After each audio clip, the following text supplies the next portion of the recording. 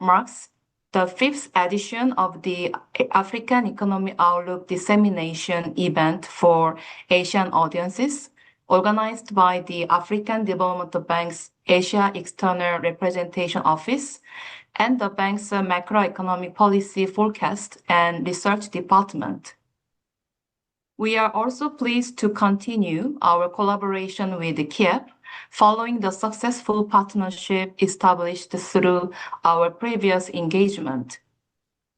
Over the years, this platform has brought together policymakers, researchers, development partners, private sector representatives, and young professionals from Africa and Asia to exchange views on Africa's economic transformation and development priorities.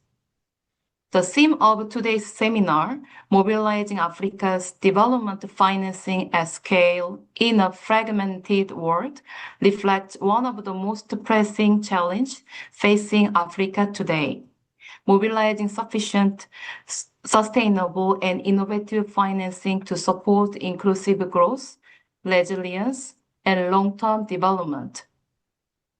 The African Economic Outlook 2026 highlights Africa's continued economic resilience while emphasizing the importance of domestic resource mobilization, stronger financial systems, greater private sector participation, innovative financing instruments, and deeper international partnerships. Today's discussion may provide valuable insights into how Africa and Asia can work together to address these challenges and unlock new opportunity for cooperation. So let us now begin our program. It is my great pleasure to invite Dr. Anthony Simpasa, Director of the Macroeconomic Policy Forecast and Research Department at the African Development Bank Group. Dr. Simpasa will deliver the opening remarks on behalf of Professor Kevin Chika-Urama, Vice President and Chief Economist of the African Development Bank. Dr. Simpasa leads the bank's macroeconomic research, forecasting, and flagship knowledge products, including the African Economic Outlook. His work provides critical analysis and policy recommendations that support government and development partners across the continent. Before joining the African Development Bank, he served in the Financial Market Department in the Bank of Zambia, bringing extensive experience in both research and financial sector policy. Dr. Simpasa, the floor is yours. Thank you very much, Yona, and good morning, good afternoon, good evening, depending on where you are catching us from.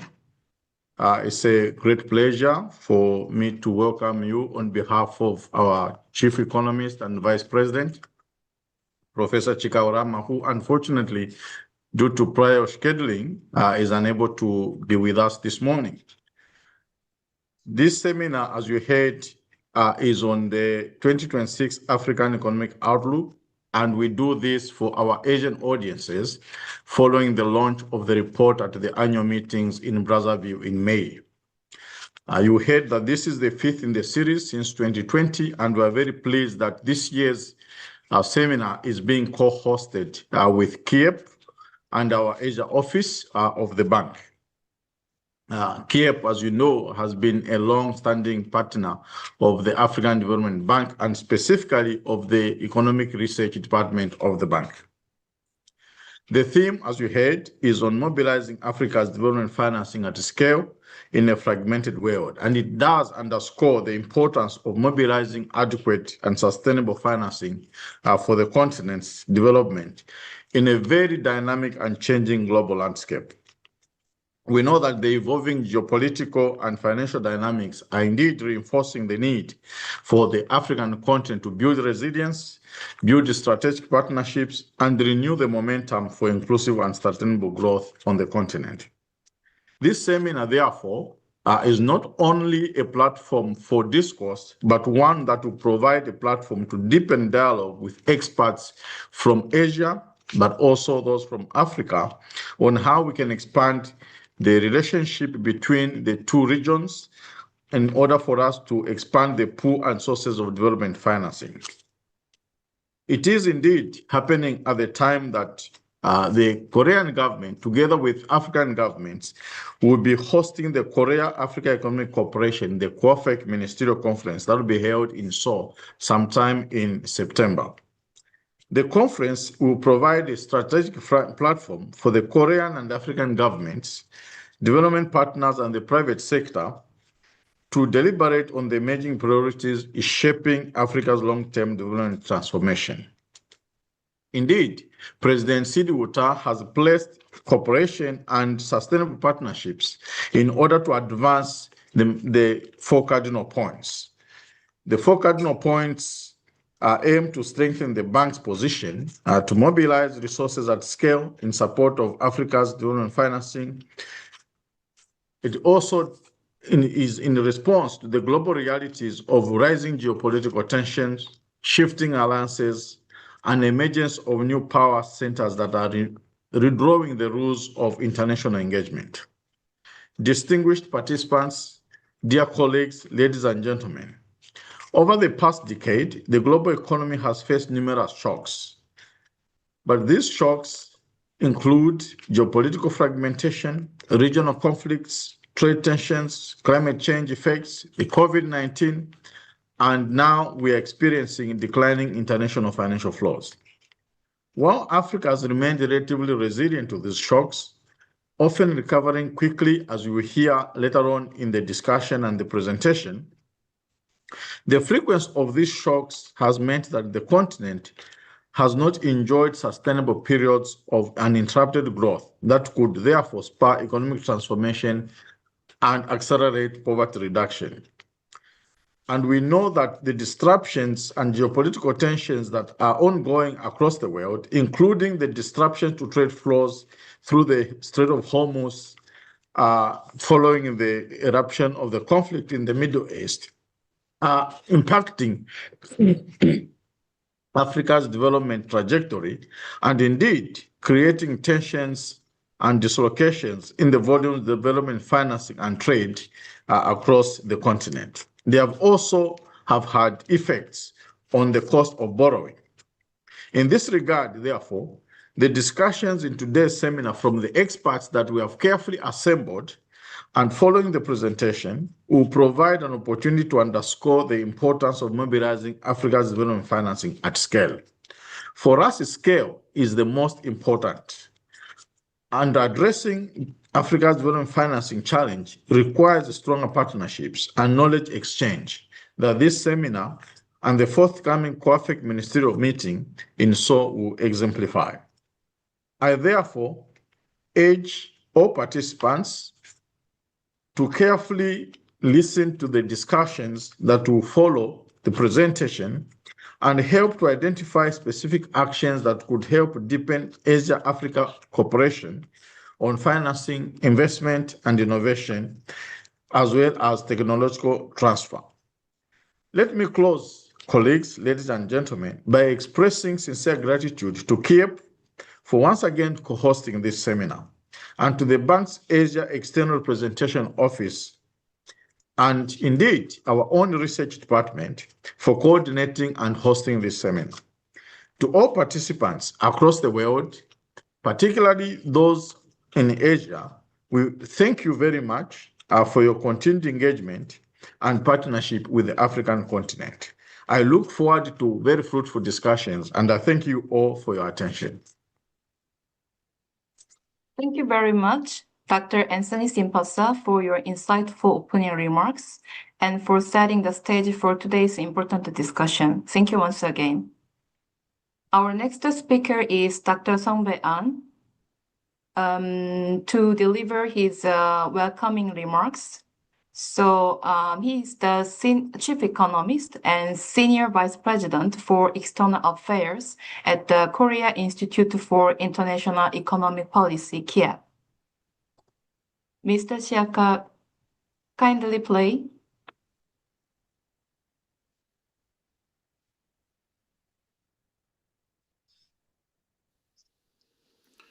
Your Excellency, Professor Kevin Chika Urama, Vice President of AFDB, Distinguished speakers and guests, dear colleagues, ladies and gentlemen, good afternoon and good morning to those joining us from other time zones. My name is Song Bae-an, and I am the Vice President for External Affairs at the Korea Institute for International Economic Policy, KIEP. It is my great pleasure to welcome all of you to today's seminar on the African Economic Outlook 2026, jointly organized by Korea Institute for International Economic Policy and the African Development Bank Group. On behalf of KIEP, I would like to express my sincere appreciation to AFDB, our distinguished speakers, and all participants joining us online today.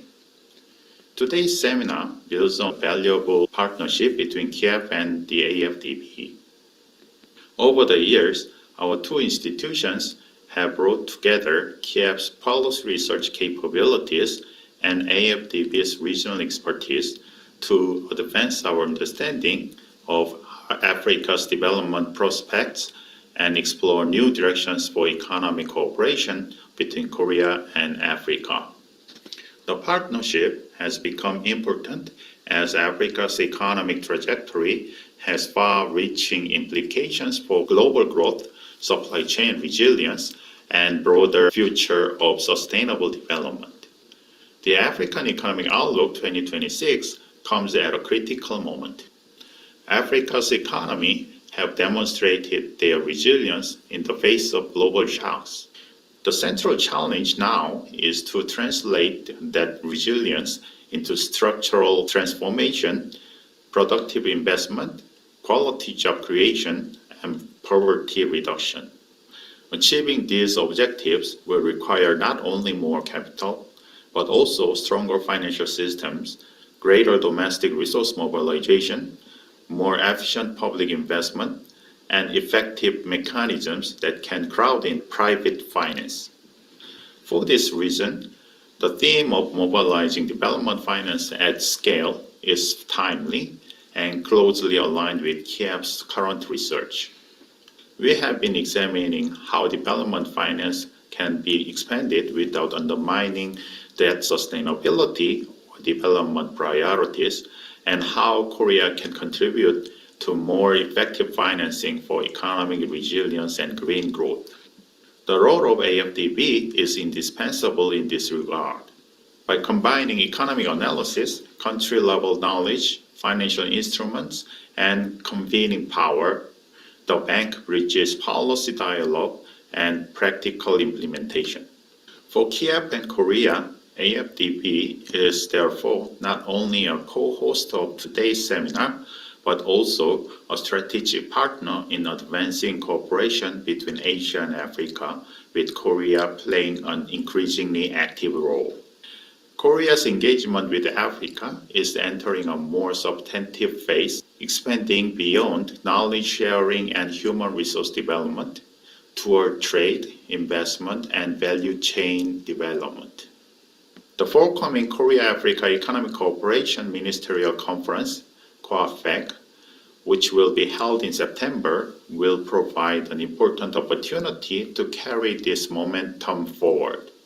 Today's event is a timely opportunity to deepen our understanding of Africa's economic outlook and development financing, and will provide a constructive platform to translate our shared understanding into practical areas of cooperation between Africa and Asia.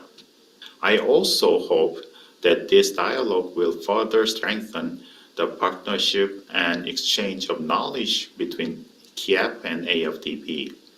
Once again, I warmly welcome all speakers and participants and thank all of you for being present, especially those joining us from distant time zones.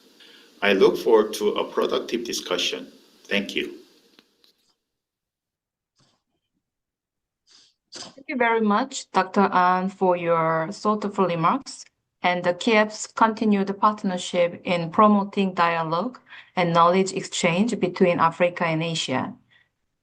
Now we move to the presentation of the African Economic Outlook 2026.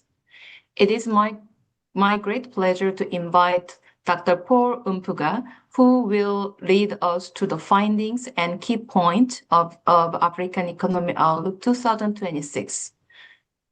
Dr. Umpuga is manager of the Macroeconomic Policy, Debt Sustainability, and Forecasting Division at the African Development Bank Group.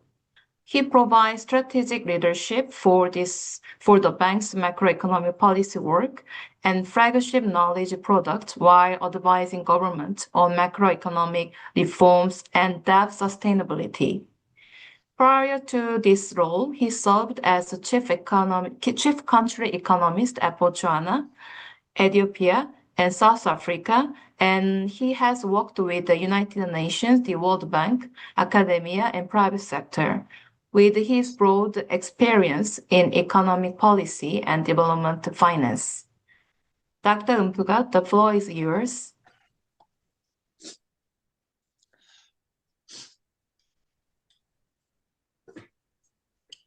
Thank you very much, Yuna, and distinguished delegates, participants, ladies and gentlemen. It is a great pleasure for me to present the key findings of the 2026 African Economic Outlook Report. It is a pleasure to engage with the Asian audiences on this report. I want to say upfront, the report is a wealth of information on Africa's growth trends and how to mobilize Africa's development financing at scale in a fragmented world.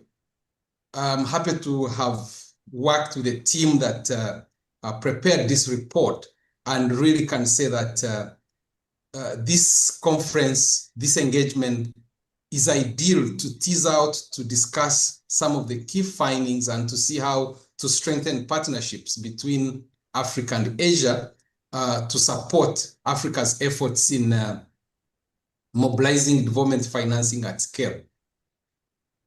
If we move to slide 2 on the outline.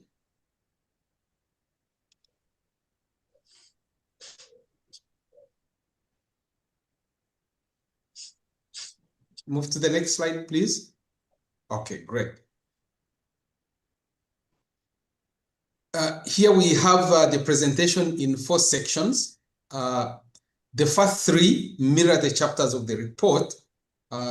The first part highlights the growth trends in Africa.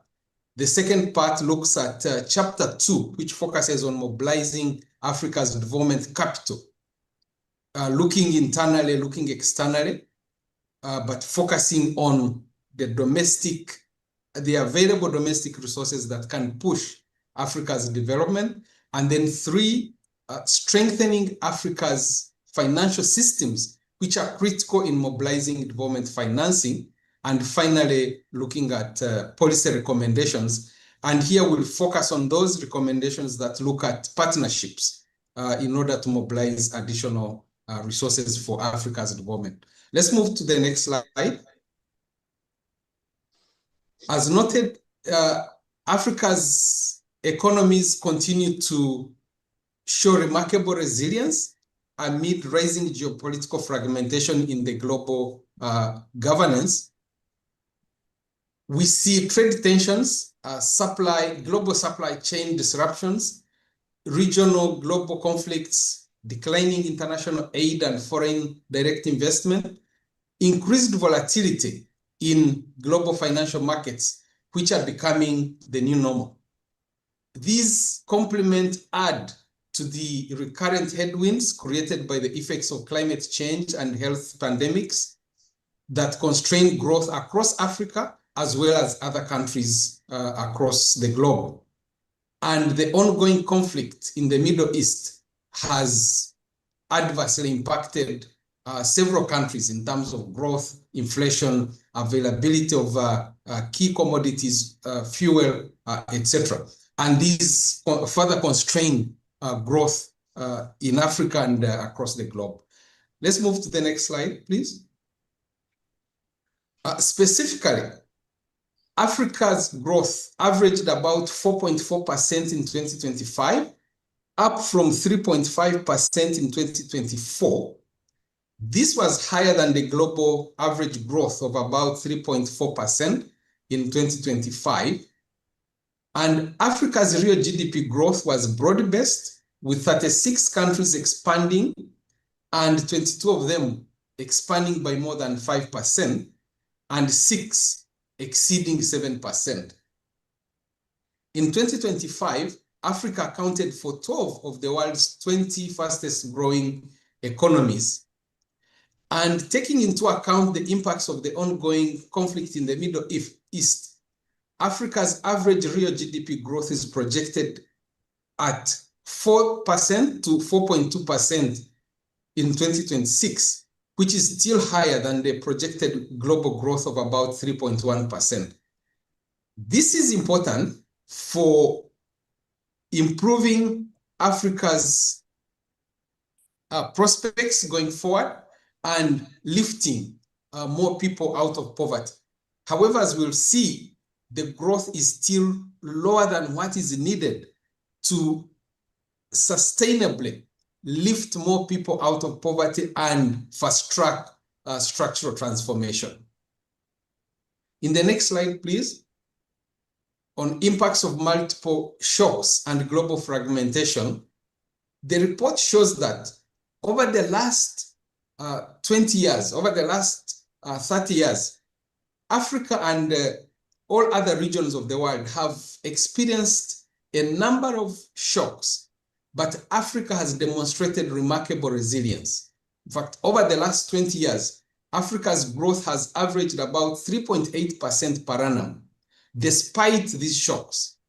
However, this resilience to shocks is due to the diversity of the economies in Africa, commodity price rebounds, short-term policy interventions, and crisis response programs implemented by African countries and development partners. It is not emerging from broad-based and sustained policy reforms that can help to strengthen capital accumulation and macroeconomic stability. If Africa is to withstand and continuously grow, as we'll see at rates of about 7%, then several things need to happen to improve the sustainability of this growth. On the next slide, we see a growth paradox where high growth rates have not translated into fast structural transformation, job creation, and poverty reduction. GDP growth is happening at rates above 4%. However, the pace of GDP per capita growth remains below the 3.5% threshold that is needed to reduce poverty and inequality and to fast-track structural transformation. With the top 10% of Africa's population accounting for 40 to 65% of total income, inequality, youth unemployment, and poverty remain pervasive. And this underscores the urgency of expanding productivity, accelerating structural transformation, and deepening inclusive job creation for Africa to create a big dent in poverty reduction and increasing per capita incomes that are critical to improve the quality of life of more people in Africa. On the next slide, looking at the regional distribution of growth, we see that Africa's growth performance and response to global fragmentation varies by region and national economic structures. In 2025, East Africa continued to lead growth across Africa at about 6.6%. However, this growth is projected to decline slightly to 5.9% in 2026 due to the conflict in the Middle East. The other regions, Central, West, and North, continue to grow at about 3.5 to 4% per annum. Southern Africa registers the lowest growth at about 2% and even below in some years due to structural gaps that need to be addressed in order to fast-track growth in this region, with one of the largest economies in the region, if growth could expand, it would actually pull in several other countries in the region to improve growth. Looking at the non-resource intensive countries, these actually continue to outperform other country groupings in terms of growth at about 6% in 2025. On the next slide, transitioning to other macroeconomic fundamentals, we note that the projections for inflation, fiscal and current account balances, public debt, and external financial flows were equally broadly favorable. On the next slide, average inflation was estimated at about 13.7% in 2025, having declined from 21.8% in 2024. Inflation is expected to continue declining, but remain in double digits in 2026 at 10.4% before declining to 8.9% in 2027 as the impacts of the Middle East conflict subside. And looking at the currencies of African countries, we note that in 28 out of 54 countries, the currencies strengthened in 2025, mostly because of the depreciation of the US dollar, but also expanding revenue flows from trade, from tourism, and other sources. And the pace of depreciation slowed in several other countries. Moving to the next slide. As inflation pressures eased in 2025, several countries lowered interest rates or paused monetary policy tightening. On average, interest rates were cut by 1.3 percentage points in 2025. And in 37 African countries, foreign exchange reserves were within the international threshold of 3 months of import cover. However, the ongoing conflict in the Middle East has renewed pressure on foreign exchange markets, with 29 African countries registering depreciation since March 2026. This is not helping African countries, and we believe the conflict will be resolved sooner so that we can go back to the growth trajectory and strong macroeconomic fundamentals. On the next slide, on debt vulnerabilities, on average, the pace of debt accumulation is slowing down due to fiscal consolidation and debt restructuring in a number of countries, and most importantly, the rebound in economic growth, which reduces the debt to GDP ratio. However, the changing structure of debt towards commercial creditors is driving up the cost and frequency of debt service, debt refinancing, and exposure to macro financial shocks. The higher costs and shorter maturities of commercial debt and domestic debt tend to exacerbate debt refinancing risks, and the concentration of Africa's debt in US dollars increases debt currency risks. On the next slide, please. In 2024, at least 31% of government revenue went into external debt service. 6.3% of government revenue was dedicated to interest payments. This underscores the fact that high debt service crowds out social and development spending. And we note that between 2022 and 2024, Africa spent up to 87 billion in interest payments. On average, 51 African countries with data spent of the 51 African countries with data, 25, more than half, spent more on interest rates than on healthcare between 2021 and 2023.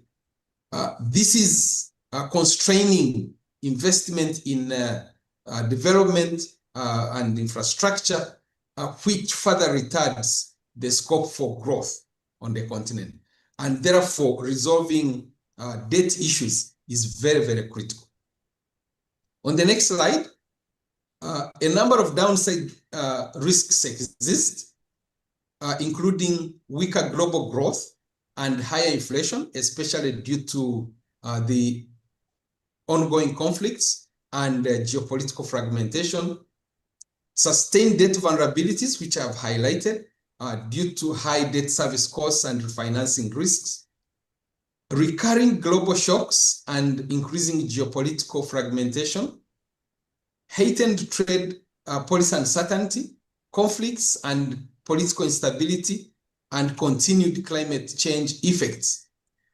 The continued dependence on low value added commodity exports are additional downside risks for Africa. A number of upside risks also exist, including the scope for strengthening Africa's regional integration, taking advantage of the African Continental Free Trade Area, which could promote trade and expand economic activity. On the next slide, we move to chapter 2, which emphasizes the need to mobilize capital at scale for accelerated and resilient growth in Africa in an increasingly fragmented global landscape. On the next slide, please. Here we note that increasing Africa's real GDP growth,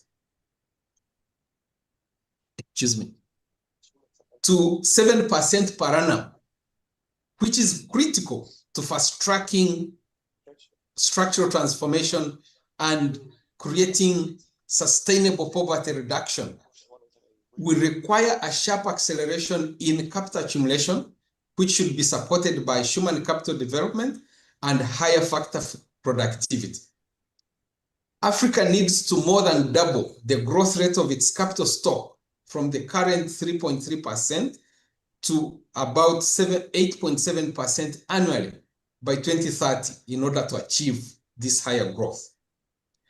With the right policy actions, Africa is capable of mobilizing the required resources to finance its own development, including through mobilizing long-term capital from regional and institutional investors, and we'll look at this in a little more detail, including pension funds, sovereign wealth funds, insurance companies, etc. Scaling up public-private partnerships and private capital through effective project preparation, stronger transaction support, and bankable regional project pipelines, leveraging diaspora capital and high net worth individuals who represent an important but under-tapped source of development finance. This can be achieved through innovative instruments such as diaspora bonds and targeted investment platforms. In addition, harnessing Africa's vast natural resource assets will help to support development's financing.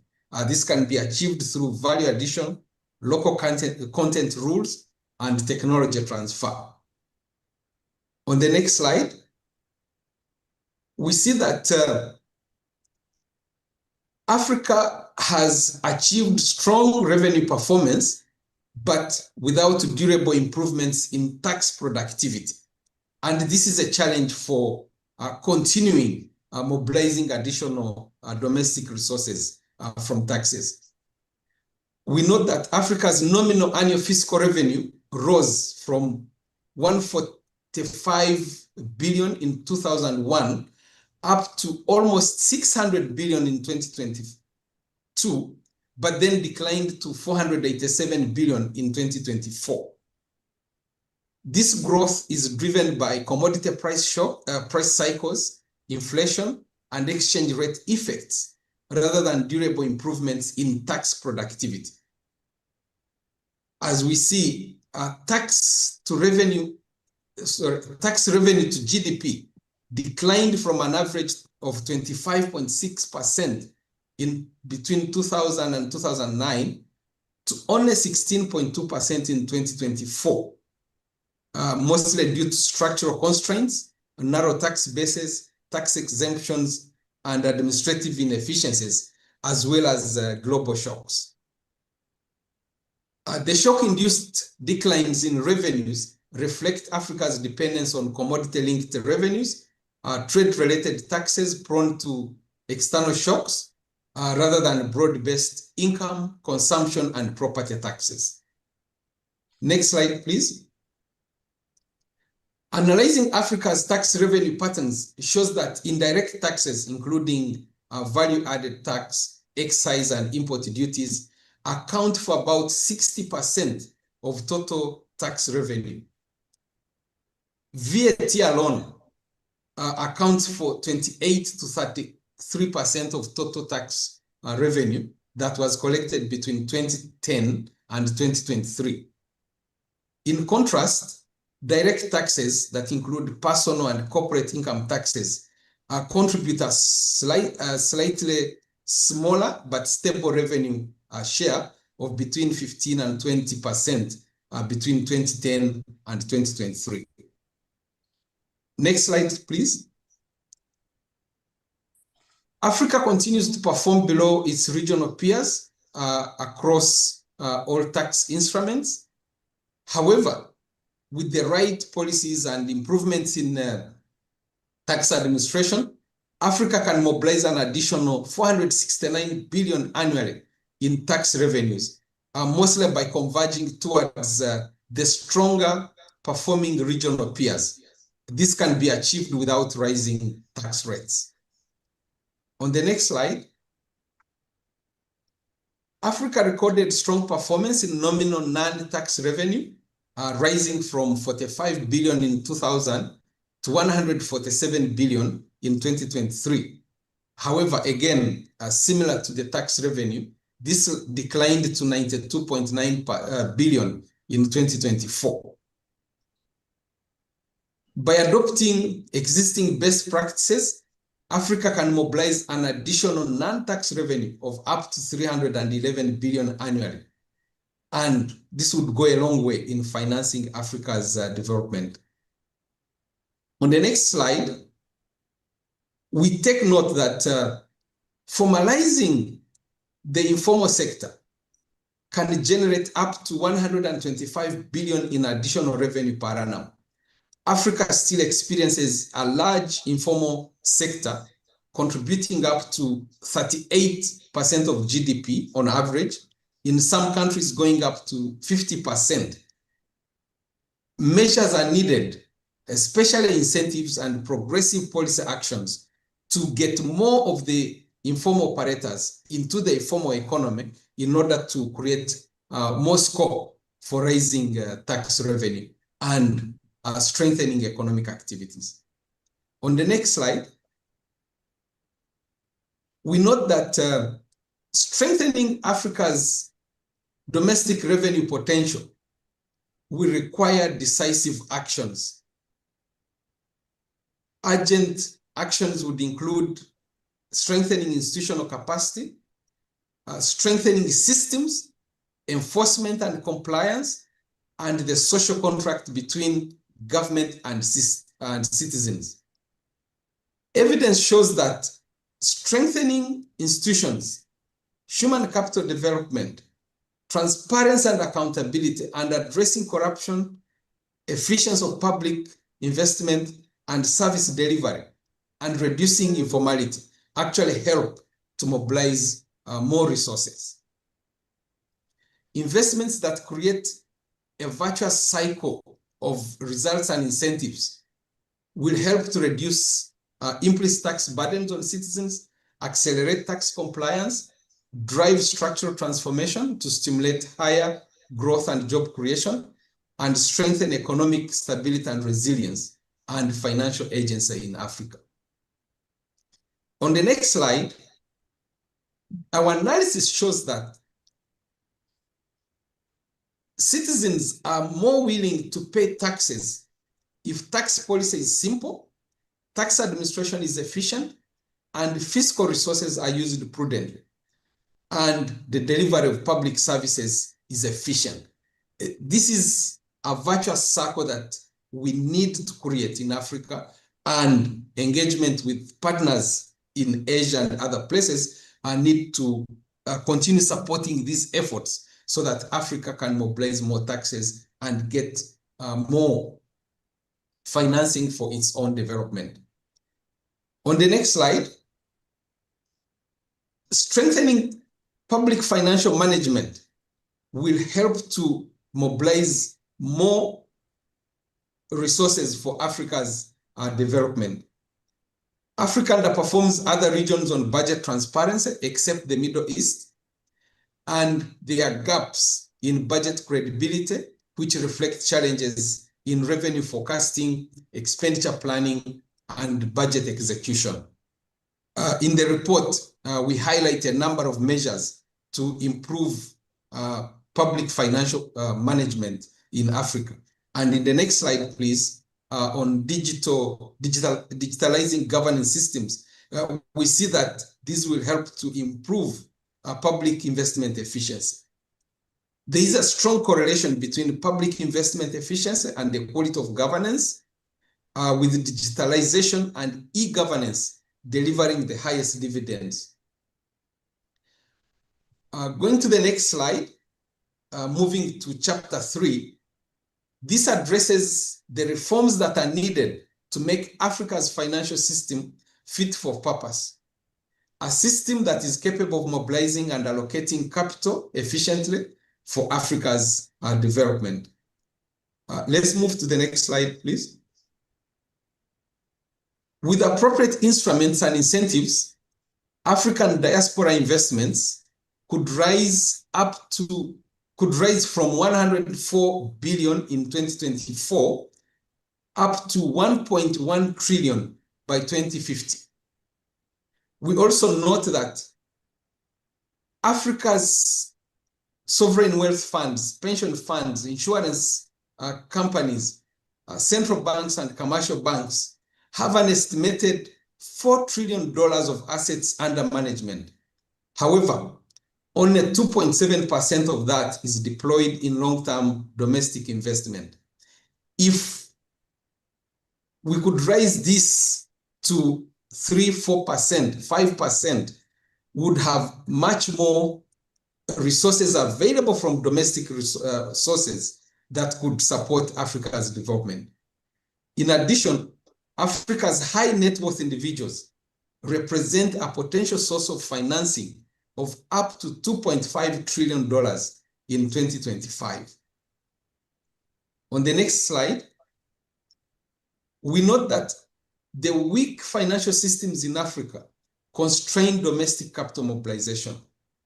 This is due to structural and policy bottlenecks, which reduce Africa's capacity to mobilize capital at scale.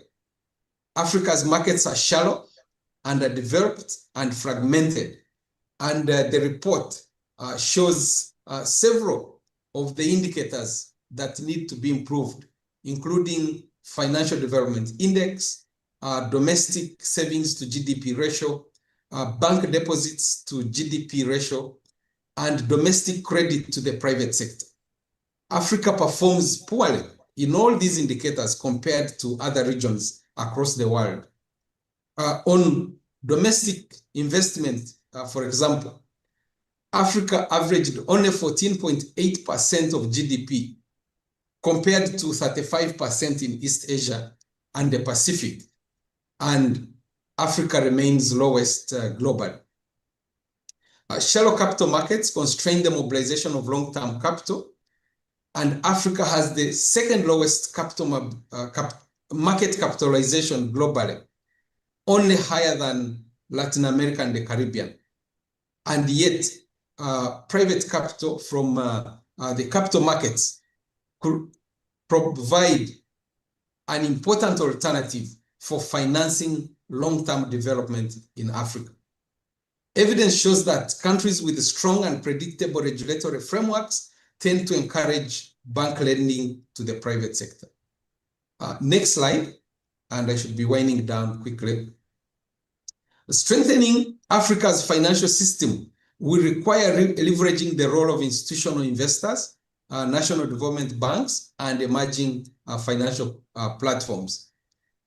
Strengthening private capital requires a good business environment, including sound and predictable regulatory frameworks and incentives. Improving economic governance will enhance public investment efficiency, deliver higher growth, and attract both public and private investment. This will enhance public service delivery and reinforce citizen government social contract, which would boost revenue mobilization. Increasing capital mobilization from Africa's national development banks, diversifying sources of funds through capital markets, issuance of bonds, syndicated loans, and private placements, all subject to governance, will help to strengthen the national development banks and the regional development banks, which are critical for financing Africa's development. Reforming pension funds, sovereign wealth funds, will help to leverage their growing assets under management, estimated at over 485 billion. And innovative financing instruments, including climate finance, Islamic finance, and real estate, offer pathways for strengthening Africa's financial system. On the next slide, in a world marked by increasing fragmentation, Africa must assert a strong financial agency if it is to influence the scale and speed of financing for its development. This requires a framework for reorganizing how capital and risk are mobilized, structured, and deployed across Africa's financial ecosystem to unlock its vast domestic resources and channeling these resources into productive investments. Such a framework requires 4 key principles. 1, coordinating within and across African countries with stronger financial integration, interoperability of payments and settlement systems across financial institutions, market infrastructure, and regulatory frameworks. 2, subsidiarity, where project origination, curation, risk sharing, technical oversight, and delivery among national, regional, and multilateral development banks is strengthened. 3, complementarity, where strong coordination will foster a shift toward structured collaboration that strengthen mobilization of a larger pool of financial resources. And then 4, disciplined risk transformation, which will help balance the impact of long-term financial stability with the de-risking operations and concession of financing, which help to lower margins on lending. The next slide, we look at policy recommendations. We have short-term policy recommendations, medium to long-term policy recommendations for African countries. However, for this session, we want to highlight recommendations for development partners to support Africa's efforts in mobilizing development financing. So if we go to the next slide, please. Deepening cooperation and information sharing between development partners will help to improve domestic resource mobilization and address illicit financial flows and resource capture. Strengthening and consolidating Africa's financial systems by accelerating the impact of the new African Financial Architecture for Development, NAFAD, that is championed by the president of the bank, will help to mobilize and strengthen the capacity of African countries to utilize resources that exist on the continent. Expediting the implementation of African Financing Stability Mechanism and the African Monetary Institute is very critical, again, for the same reason.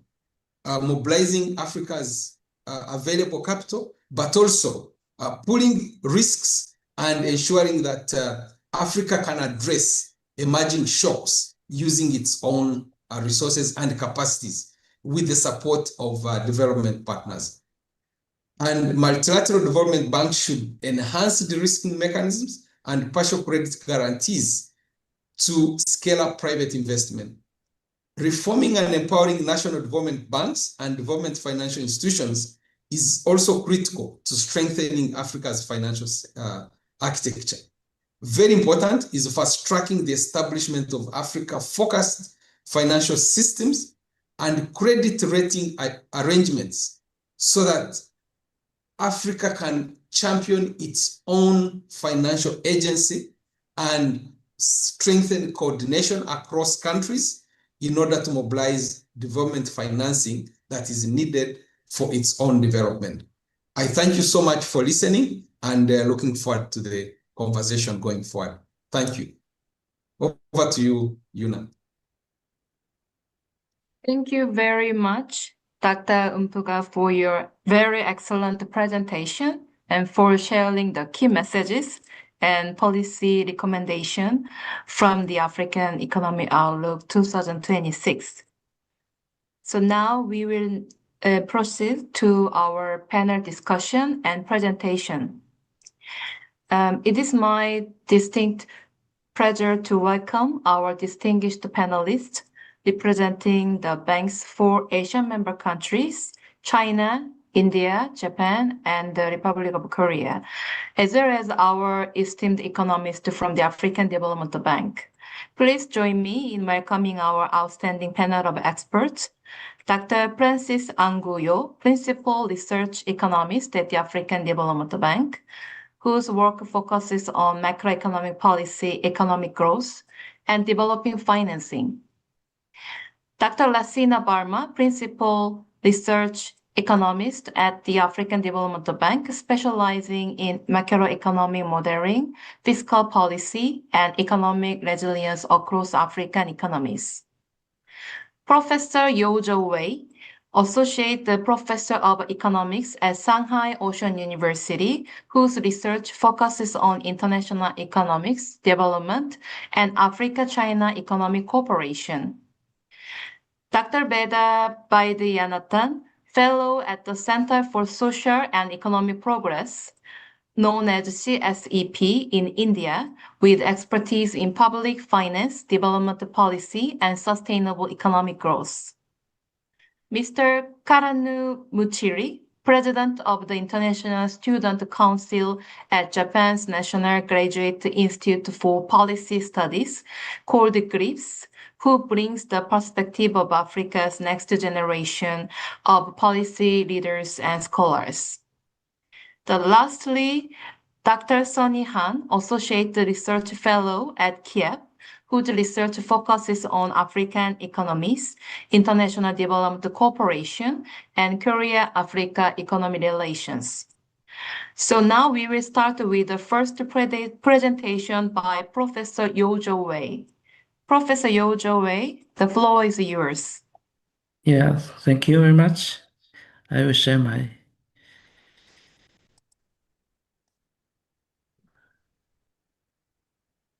Hello, everyone. It's my pleasure to be here to give this presentation. The title of my presentation is The Capital and Economic Growth from the Perspective of China, because I think, as we all know, economic is very important for the economic. As we all know, natural resources and human resource or labor and capital, technology or institution is very the 5 or 4 basic factor for economic growth. The African country is rich in natural resources, and the population growth rate is very high now in African countries. So I think it's the key factors for economic growth in African countries. So first part of my presentation is just a short comment on this report. I think this report is very good report. This report has strong credibility and high policy reference value, and This report also argued that the core challenge is not just a lack of fund, but fundamentally change institution and efficiency. And this report also called on the African countries addressing financial system and agencies. So, in the summary, I think in the increasingly fragmented world, Africa countries must take control its own development destiny through systematic institutional reform and strategic build-up of financial agencies. And this report also gave policy recommendation from short-term response to and the mid-term and long-term transformation perspective. I think it is also very important. I think from China's experience, the long-term perspective or plan is very important for economic growth. I think maybe it's the case for Japan or Korea. For China, we have the long-term plan for 2025, 2050, and a mid-term plan for 2035. And now we have the 5-year plan for the fifth 5-year plan. So I think the long-term perspective is very important for economic growth. This is the first part of my presentation. Just to give a short comment on this report. The second part, I just want to talk something about China-Africa investment and its impact. I want to talk this in two perspectives. First, is the hardware dimensions. That means China investment help African country to fill the financial gap and help the African country to realize the industrialization and help to build infrastructures. And this slide gives some numbers. For example, China investment has reached 48 billion US dollars by last year. This investment brings help to fill the financial gap. And the second, I think the investment help to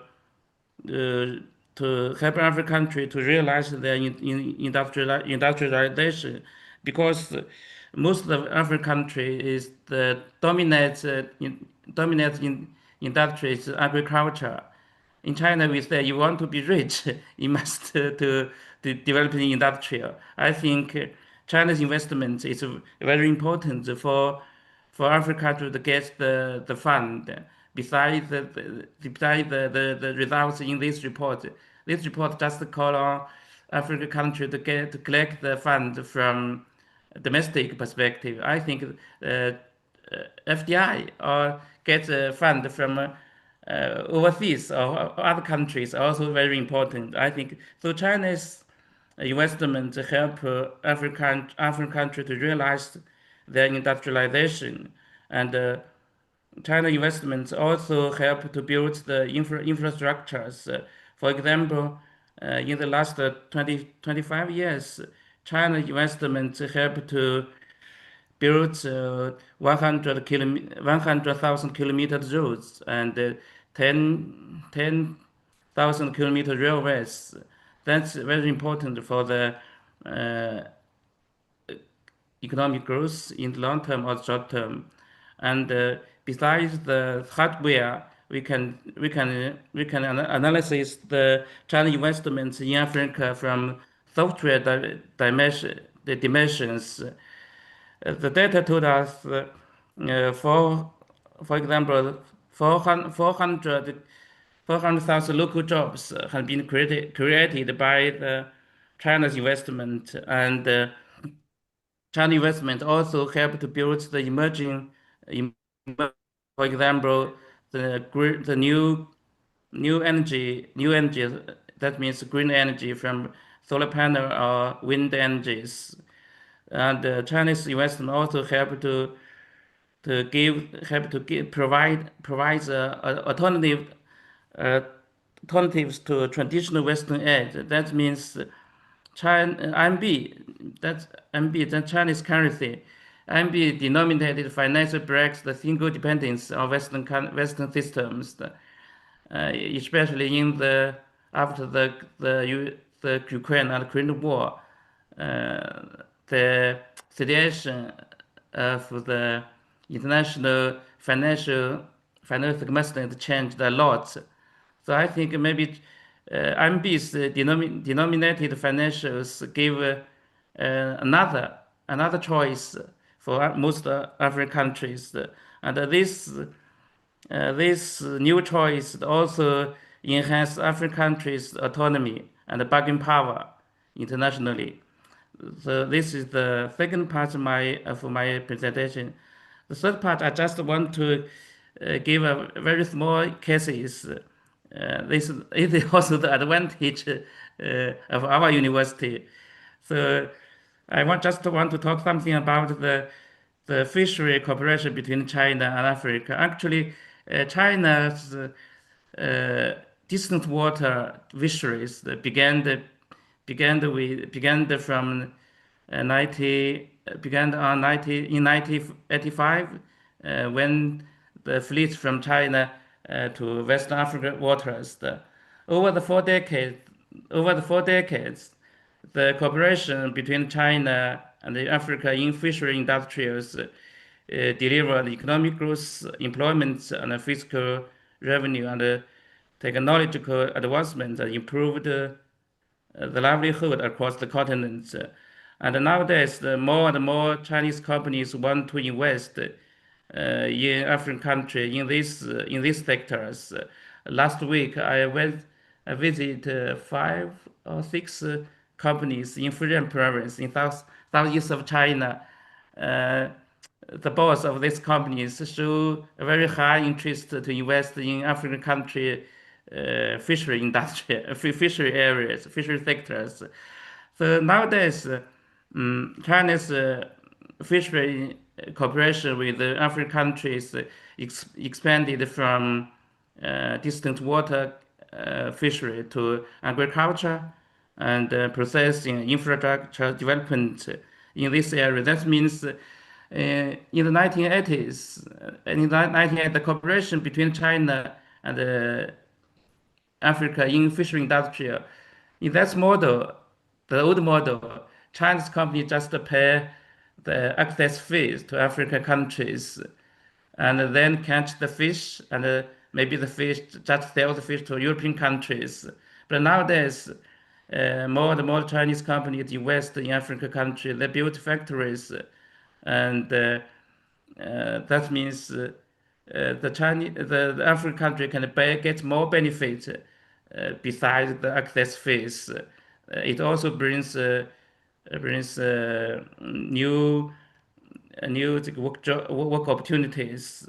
That just use this case to show there is a huge potential for China and Africa cooperation, especially in the area of FDI, and that is also very important for African country to get funds from outside, besides to collect the fund from domestically. I think because as a developing continent, it's very difficult for African country to get the fund domestically because just as I said, most of the industrial is just agriculture, maybe minings. So I think FDI is very important for African country to get funds. So that is my presentation. Thank you very much. That's all for my presentation. Thank you. Thank you very much, Professor Yoja Wei. Now the second presentation will be delivered by Dr. Veda Vaidyanathan, Fellow at the Center for Social and Economic Progress in New Delhi. Dr. Vaidyanathan, we look forward to your presentation. Please take the floor.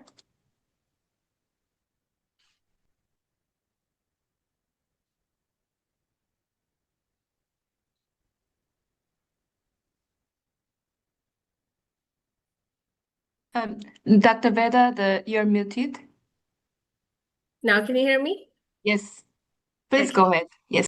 Thank you so much. I was saying before I began, I wanted to quickly take a moment and thank the organizers for this invitation.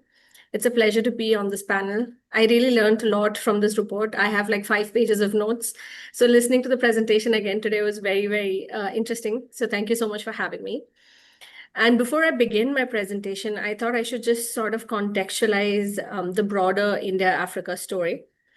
One, of course, the idea that both of these regions are traditional, historic, political and economic partners. Today, bilateral trade with India and the continent stands at around $100 billion, the highest it's ever been. Investments cumulatively range around $75 to $80 billion. There's been a range of projects, over 200 projects built, over 120 concessional lines of credit and grants. Duty-free tariff preferences have been extended to over 30 African countries. And beyond the multi-dimensional economic partnership, recently New Delhi has set up over 17 new diplomatic missions in Africa across countries. So now I think there's over 46 diplomatic missions in the continent, which only goes to show that there is an understanding, there is a deep recognition that this is a region that is slated for immense growth, and that there is a need to build partnerships and build really sustainable and meaningful partnerships going forward. So I thought what I would do is, because I come from international affairs, from foreign policy, not an economist like many of you in the room. So what I'm going to try and do is bring in a political economy perspective and also a little bit of imagination to try and imagine where this relationship could go based on a lot of the realities of where we are today and where we stand today. And that's precisely why I've titled this presentation From Capital to Partnership Mobilization. So the big question is, of course, what this means, what this could possibly mean in the future, and where we take it from here. So one of the things that I really, one of the first things that struck for me in the report is the argument that development finance is becoming more difficult amid geopolitical fragmentation, declining aid, tighter financial conditions, and increasing competition for capital. And what this means is, in India's aspiration to become one of the most important economic partners for Africa, not only through trade, but also through investment, infrastructure, manufacturing, and technology, how do we actually go about doing that, given the many, many realities that this report lays down for us? And one of the arguments that I'd like to make in this presentation is that the next phase of India-Africa economic relations should be judged not by how much capital moves, but by whether capital creates productive capacity, local institutions, and long-term resilience. So we're really talking about moving beyond the quantum of these relationships to actually building the quality of these relationships. And to do this, there are 5 propositions I make. The first is that capital should build productive capacity. And a lot of this I'm actually drawing from a report that we've produced, which CSEP has produced along with the African Union Development Agency, where we brought together over 30 authors, half from the continent, half from across India, to actually try and understand when it comes to manufacturing, skills, technology transfer, and local value addition, how can we bring all of these forces together in terms of really fruitful investment? Second is the argument that public and private capital must work together, that government finance and development finance institutions and export credit agencies and private investors all actually do play complementary roles. And I think for the longest time, at least here, the way we've imagined this is that a lot of these actors worked in silos. At best, they worked bilaterally, they worked in tiny groupings. But what we're actually seeing is that, especially in this age of like diversifying of supply chains and increasing dependencies, these actors really need to start working together and sort of leveraging the comparative strengths. And I'll speak a little bit more about this later, but one of the research streams we have going on is on critical mineral cooperation. And this is an area that we actually see that coordination, like never before, is really needed at this moment in time. So that's my second proposition. Third is that, and I think Dr. Mpuga and Dr. Simpasa had made this argument earlier in their presentations as well, that local political economies must prioritize good governance. that development depends on institutions and on strengthening state capacity. And to optimize financial interventions, investments have to be shaped by good governance, trust, and of course, in this case, really good substantial diplomacy. The fourth proposition is that the future of opportunity, and I think the speaker before me alluded to this as well, is digital and it's green. And this is also, I mean, as a research organization, this is also driving, where we see research on India and Africa should go, because these are some areas where we know so little.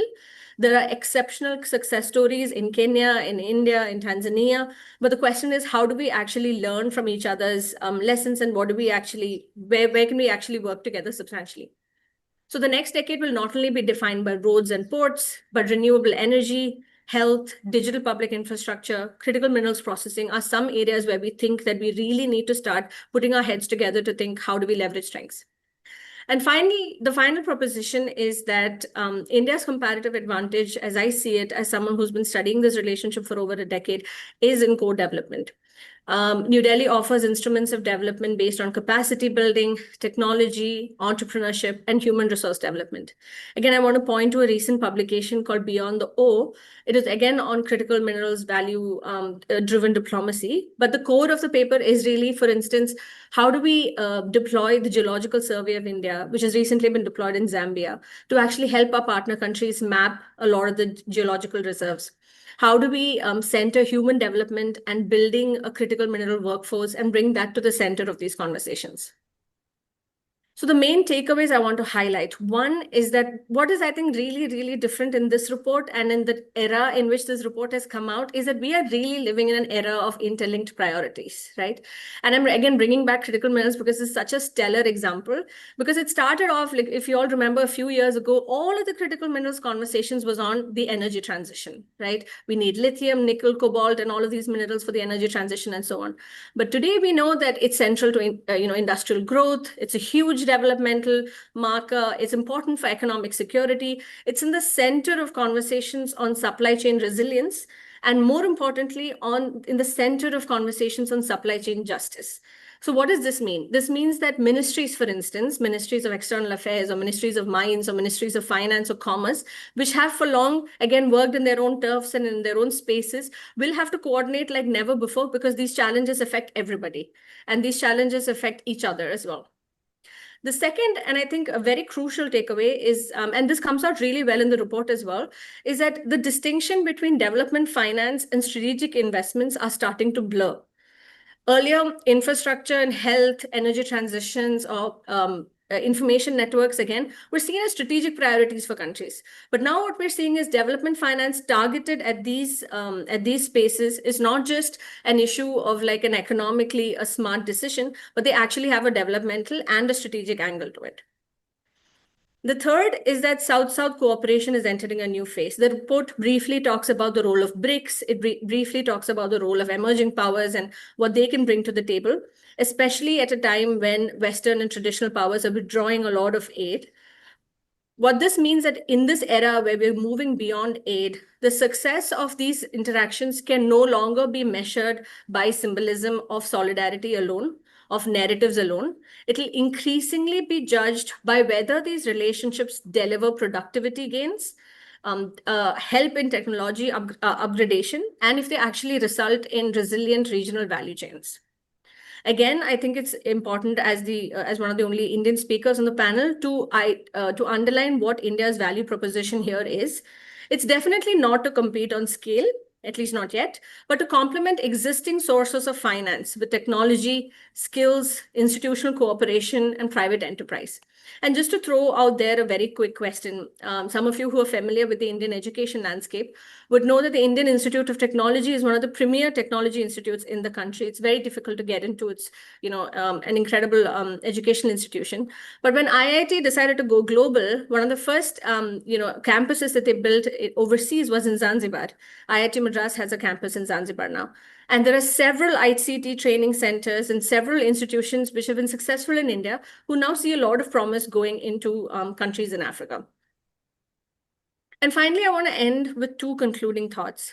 One, while the report is, of course, from the bank and the lens is largely economic, one of the things that I want to leave you with is that From my reading of the report, what really also came through is that capital mobilization is also ultimately a political economy challenge. Now, the central message of this outlook, at least for me and my reading of it, is that the future of development finance will depend less on the availability of capital than on the ability to organize the capital. And as bilateral aid declines and private institutional and South-South capital becomes more important, countries that can actually combine credible institutions, bankable projects, regional markets, and effective risk sharing will be better positioned to attract long-term investments. And this, in many ways, sounds like a challenge, sounds like multiple challenges, but I think there is an opportunity here. From supply chain diversification to strategic investment in green industries, there is an opportunity to move beyond, for the continent particularly, beyond being a destination for capital and becoming a strategic production and investment partner. Now, what this means for countries like India, that's hoping to really step up engagement, is that the emphasis should be on supporting African-led industrialization, regional value chains, long-term institutional partnerships, rather than simply increasing capital flows. So I'll end there, but I do want to say that one of the reasons at CSEP we've established something called the Africa Research Alliance, and we're working closely with the African Union, is precisely for this. The idea that we're not trying to sit in New Delhi and come up with ideas on what will work in Nairobi or Lusaka, but to actually build bridges with researchers and academics and officials to understand we are in this moment of incredible change. These are some of the strengths we bring to the table. How can we all leverage this and work together to sort of drive mutual growth? So thank you so much. Thank you very much, Dr. Baidyanath, for your great presentation. So next, we are pleased to hear from Mr. Karanu Muchiri, President of the International Student Council at the National Graduate Institute for Policy Studies in Japan. The floor is yours. Thank you for that kind introduction. And allow me to give a bit of context for where I'm from, Kenya. As we discuss this very pertinent conversation today on mobilizing Africa's development financing at scale in a fragmented world. Kenya is the #1 mobile money capital of the world. In the entire world, no matter where you go in Kenya, all you just need is your mobile phone and you'll be able to access any monetary service. Now, this began about 2 decades ago, and it started with a very simple question. How do we bank the unbanked? Or how do we bank the unbankable? And that is what I hope that we shall have in this conversation with you today. How to have better questions that were raised from this report, because I've always been a believer that good questions do lead to excellent answers eventually, because the premise of a good question is the ability to give dividends years after it has been asked, because this question of banking the unbankable was not just asked in Kenya 2 decades ago, but it even go as far as to say the Grameen revolution that began in India about 4 decades ago began that question. Then we customized it to the Kenyan context. So rather than only ask what the report tells us about Africa's economy, I would ask what it tells us about the next phase of Africa-Asia cooperation. The report is presented as one about financing, but I do believe the deeper story is about capability, because every financing recommendation in the report ultimately depends on capable institutions, and capable institutions ultimately depend on capable people. Now, the section on domestic resource mobilization describes the everyday work of building fiscal capacity, which is where I come from. I work in the Kenya Revenue Authority back at home, and I'm here today on a master's scholarship, courtesy of the World Bank at the National Graduate Institute for Policy Studies. But what working in revenue administration has taught me is a very simple lesson: that digital platforms do not collect taxes, people do. That laws do not necessarily negotiate tax treaties, it's the people that do so. That public financial management systems do not improve governance much as it's critical, it's the people that do so. And capital does not implement reform, it's people who do so.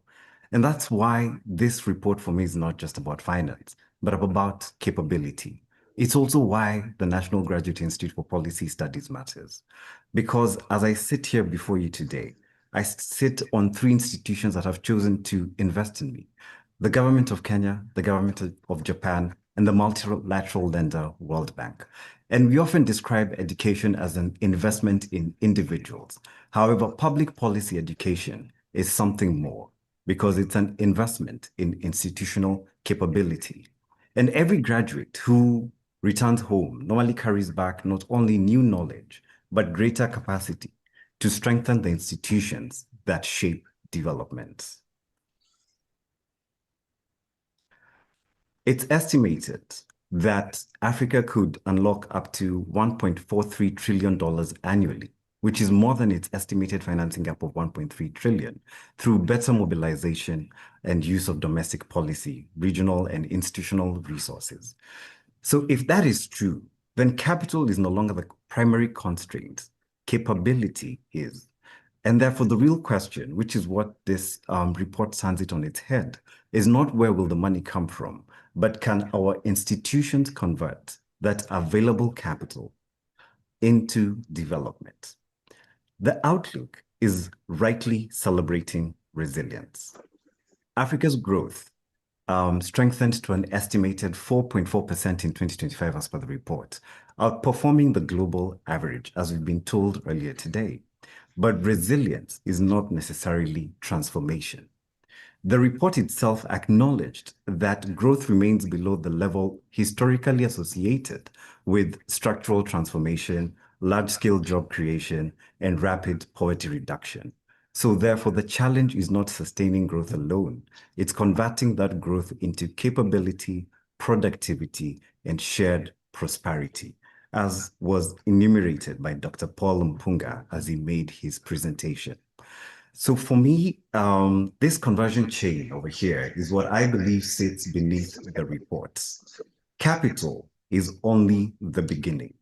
It must pass through trusted institutions, credible project preparation, functioning financial markets, and effective implementation before it becomes development.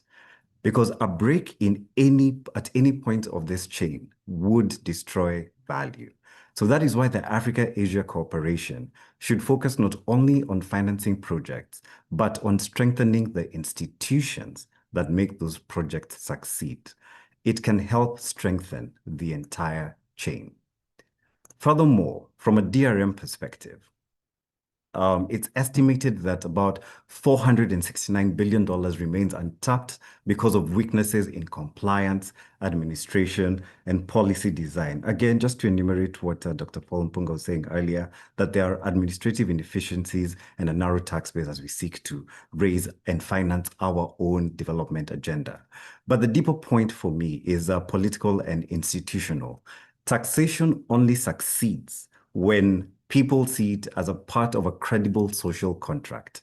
Digital tools matter, yes, but only when they are embedded in broader governance and transparency and enforcement systems. International cooperation also matters because modern tax bases are mobile, transfer pricing, BEPS, exchange of information, and treaty capacity, therefore are no longer specialist issues. They are development financing questions, and it is therefore an investment in state capability. So this today is an invitation to redefine partnerships. The wider Japan and Asia region have important capital, yes, but their greater contribution and greatest comparative advantage may be institutional experience, that long-term planning that I've come to see while here, mobilization of domestic savings, industrial upgrading, project discipline, and human capital systems. Africa should not look to replicate Japan. Our historical circumstances differ, but Africa can adapt the principles such as capability accumulation, institutional coordination, and patient investment. It can adapt these principles that enabled sustained transformation in Japan. So from aid to investment is a compelling aspiration. This is from the TCAD that was hosted here in Yokohama last year. The next step is to make it operational. That means investing first in the public goods that enable private investment, such as revenue systems, bankable project pipelines, risk-sharing mechanisms, and capital markets. What I would like to say simply is that the first dollar of co-investment should often finance the public goods that make the next $100 investable. That means project preparation, guarantees, administrative systems, and regulatory credibility. Sometimes the most catalytic investment is not the bridge itself. It is the institution that makes that bridge investable. I would like to leave the panel with 3 reflections rather than just simple questions. To us in Africa, sequencing does matter. Countries cannot reform everything simultaneously. Early institutional successes create the credibility needed for deeper reform. To our Asian counterparts, the next generation of partnership should not only transfer capital, but capability. This was enumerated by Dr. Anthony Simpasa in his opening remarks when he said that scale is important, but so is knowledge exchange. And to AFDB, the report identifies the sources of capital. The next outlook might ask an equally important question. How then do we build the institutional capability that converts capital into transformation? In closing, I would like to say that the Africa Economic Outlook report ultimately challenges us to think beyond finance. Africa's future will not be determined simply by how much capital enters the continent. It will be determined by how effectively Africa converts that capital into productive capability. So the capital will create opportunity, but capability shall create transformation.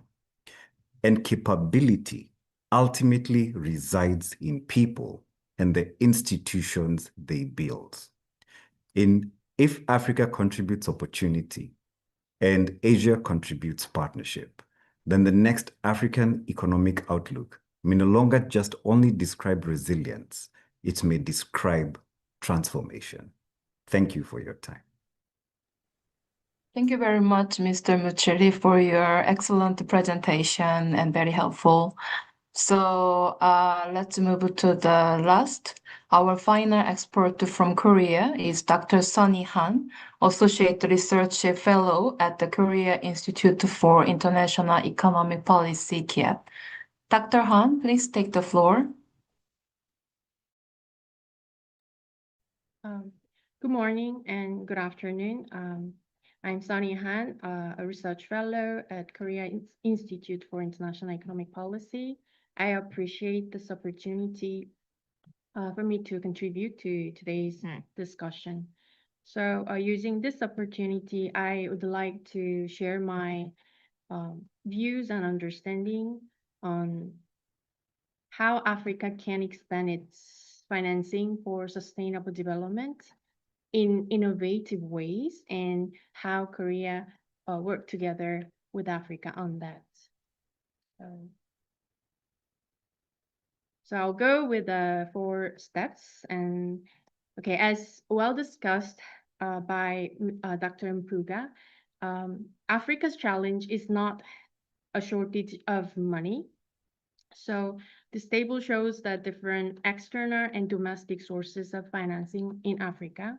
So on the external side, we have FDI and remittances, which is usually more stable than FDI. And also there is ODA, which has seen recently been a huge reduction. And all those together, they does not count more than 10%. But if you go down there and if you move to the domestic sources, and especially the domestic institutional investors, you can see that they hold assets like worth more than 70% of the GDP of Africa. So the task now is how to structure them. It's because there is financing gap, and the gap is very big, too large for business as usual, and it's expected to be like $1.3 trillion per year.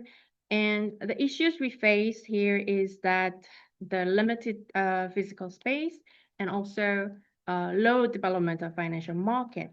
But this in turn means there is a room to grow. And now the question is like how to then unlock this room. And this is where this innovative financing comes in. So here I treat innovative financing as the institutional design that converts high-risk development needs into investable and debt sustainable projects. And we can understand the term innovative in 3 different dimensions. So first, innovative sources. So it's about like where new money comes from. So we are talking about here, of course, institutional investments, the huge portion of huge portion, and this diaspora capital and also natural capital that should be tapped, and also hidden economy, which apparently accounts for almost 40% of the GDP. And second dimension is innovative mechanisms. So how is financing raised at scale? And it's about the financial engineering that changes risk return profiles so that the capital can move. And we're talking about like those instruments that can mobilize private resources. And third dimension is innovative deployment. So now how effectively is financing done? So this includes institutional and technology innovation that can ensure how the investment is done effective way. So and here I would translate the term innovative on a different angle, as like problem solving, because here are some of the constraints facing Africa, and these constraints actually can be solved by some of the innovative way of financing.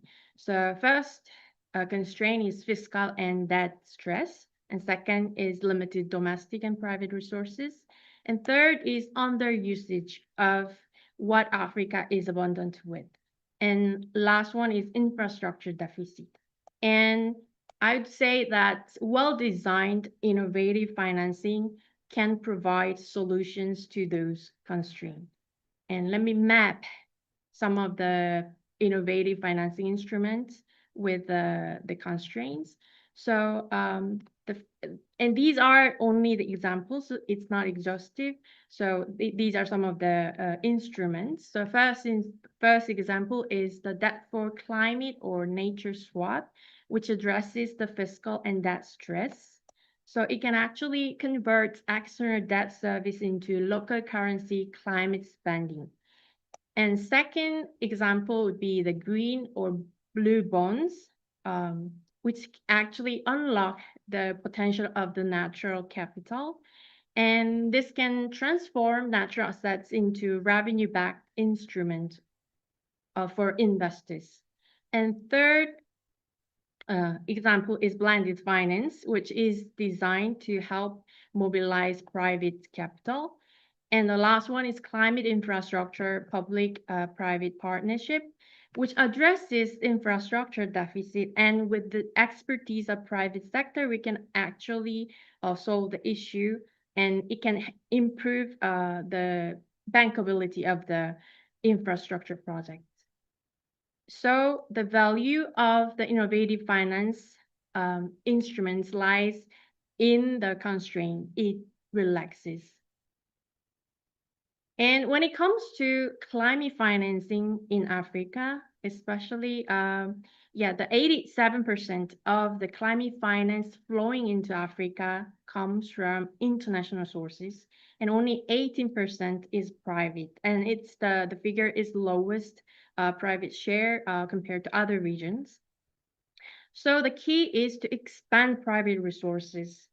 And but it is not easy because the risks in Africa are perceived as high. So so this kind of brings us back to the bankability of projects. And in Africa, according to the McKinsey & Company, less than 10% of the infrastructure project reach financial close stage. And this means the biggest bottleneck is the project preparation stage. And how we can link this missing, how we can fix this missing link is to actually building stronger project preparation facilities. So yeah, and lastly, I would like to mention about Korea's engagement in Africa's journey in this. And Korea has been actually already contributing to like all three different fronts of the innovative financing. So we can refer to the cases like Korea-Africa Energy Investment Framework. Korea works with the AFDB on this. And also Korea contributes to the Central African Forest Initiative as well. And of course, the Korea conducts many different projects using the Co-Affect Trust Fund. So I must say that Korea is a partner, good partner to Africa, and working together with working through Africa-led initiatives. And Korea has been and is and will be working closely with Africa in its journey with the support to expand affordable and sustainable finance, and also to crowd in private capital, and also to unlock the value of natural capital, and finally, to accelerate the delivery of infrastructure in Africa. And lastly, I would like to add one more thing, that I expect the Co-Affect, which will be held in September, that will be a very fruitful and productive discussion on how the development needs in Africa can be converted to the actual project. Thank you. That's all from me. Thank you very much, Dr. Han, for sharing the views. Now that I will open the Q&A session by posing questions to each of our experts, beginning with our economist from the African Development Bank. Actually, we have received several questions in advance from the participants. So we do the Q&A session right now. And lastly, I would also like to invite Dr. Anthony Simpasa and Dr. Paul Umpuga to share their reflection on the perspective shared by our panelists from Asia. So first, Dr. Francis Anguyo, Principal Research Economist at the African Development Bank. Here's your question. Institutional capital in Africa exceeds $4 trillion, yet less than 3% is allocated to infrastructure. What factors are holding pension and sovereign funds back from investing domestically? Yeah, thank you very much, Yuna. And I want to first begin by appreciating the discussions this morning, this afternoon so far. They all speak to the importance of partnerships. Now, to begin with, just like Paul had mentioned, Africa holds substantial amounts of institutional assets under management, currently estimated at over $4 trillion. These assets are held in pension funds, sovereign wealth funds, insurance companies, central bank, foreign exchange reserves, to mention but a few. Take, for example, assets that are held in pension funds and sovereign wealth funds. These combined assets in Africa estimated to be more than 485 billion as of January 2026. These resources are projected to increase significantly in the coming years. For instance, pension assets across Africa's 6 largest markets are expected to reach about 7.3 trillion by 2050. However, we note that these assets are often invested outside of Africa, often yielding lower returns than well-structured infrastructure projects on the continent. This is despite the fact that the default rates on infrastructure investments in Africa are very low compared to the rest of the world. Just to put it into context, the default rate for infrastructure projects in Africa is estimated to be about 1.9%, compared to 4.6% in Western Europe and Asia, and 10.8% for Latin America. Now, let me turn to the question of what explains the disconnect. I will only focus on two factors among many. First is the conservative investment mandate and regulatory frameworks in many African countries, for example. African pension funds and sovereign wealth funds, for example, operate under strict laws and obligations. Their primary responsibility is to preserve and grow beneficiaries' wealth through stable, risk-adjusted returns. In many countries, the regulatory regimes either restrict allocations to alternate assets, such as infrastructure, or impose high capital charges that discourage such investments. However, we have recently seen some African countries, such as Ethiopia, successfully invest their assets under management in strategic sectors, including, for example, aviation, finance, telecom, and logistics. It's our hope that the experiences from these such countries could help comfort other African countries to begin to prudently invest assets domestically for investment.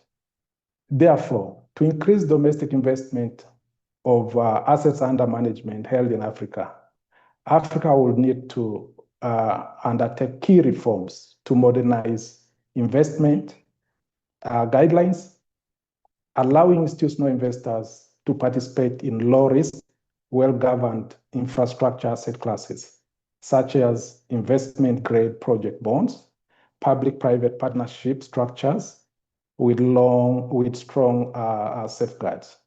These reforms must be carefully calibrated with the aim of protecting still pensioners' savings and public wealth remaining as a paramount.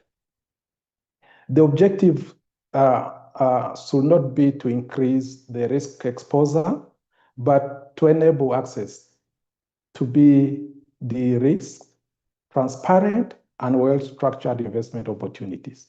The second factor holding back institutional investments is what I would call the supply side problem. That limits domestic investments of assets under management in Africa. In other words, the shortage of bankable investment-ready projects. The speakers before me did mention this.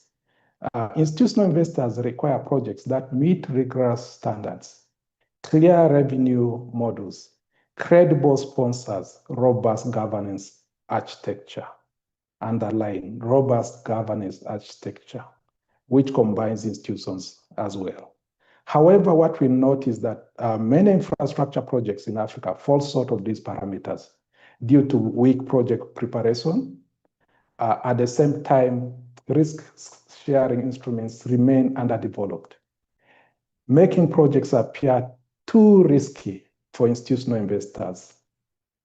Addressing the supply side problems requires strengthening the entire investment ecosystem, scaling up project preparation facilities, enhancing risk mitigation instruments, and deepening capital markets to provide appropriate vehicles for long-term investment.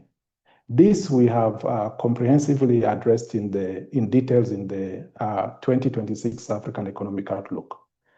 Shifting capital towards infrastructure is not simply a matter of policy intent. It therefore requires systemic alignment between investors' requirements, and project realities. I'll stop there. Thank you. Thank you very much for the detailed and informative response. So next, Dr. Rashina Parma, Principal Research Economist at the African Development Bank. Here is your question. Domestic resource mobilization is critical. What creative reforms can realistically help close this gap while sustaining economic growth? Yes, thank you very much, Yuna. I would also like to thank the discussant for very insightful discussion on Asia-Africa engagement. Yes, as Paul rightly said in his presentation, domestic resource mobilization is central because Africa cannot finance its development ambition sustainably by just relying on external financing sources. Africa stands at the pivotal moment. The continent is one of the fastest growing regions in the world, yet growth alone is not enough. Structural transformation remain low and uneven in the continent. The challenges faced by the continent is therefore to accelerate structural transformation, productive job, industrialization, value addition, and shared prosperity. But Africa faces large financing gap. Just to achieve the Sustainable Development Goal, Africa requires an estimated 1.3 trillion US dollar annually. At the same time, due to the recent successive regional and global shocks, fiscal space has narrowed considerably. Debt service burden remain elevated, and access to external financing has become more costly and uncertain. A key question is therefore for Africa is therefore how to mobilize, retain, and deploy its own resources more effectively while attracting larger volume of long-term private investment.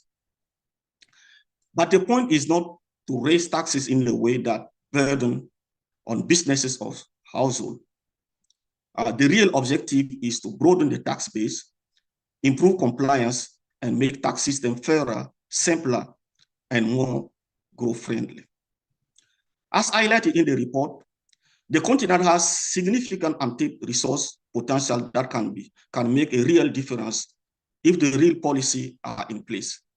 In fact, the report estimates that nearly 170 billion annually in potential revenue are not collected because of weaknesses in tax compliance, administration, and policy design.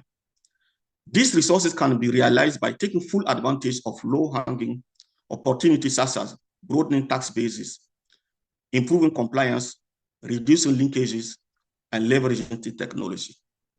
I would like to highlight few interconnected reforms through which Africa can mobilize its own resources, retain, and deploy them more effectively.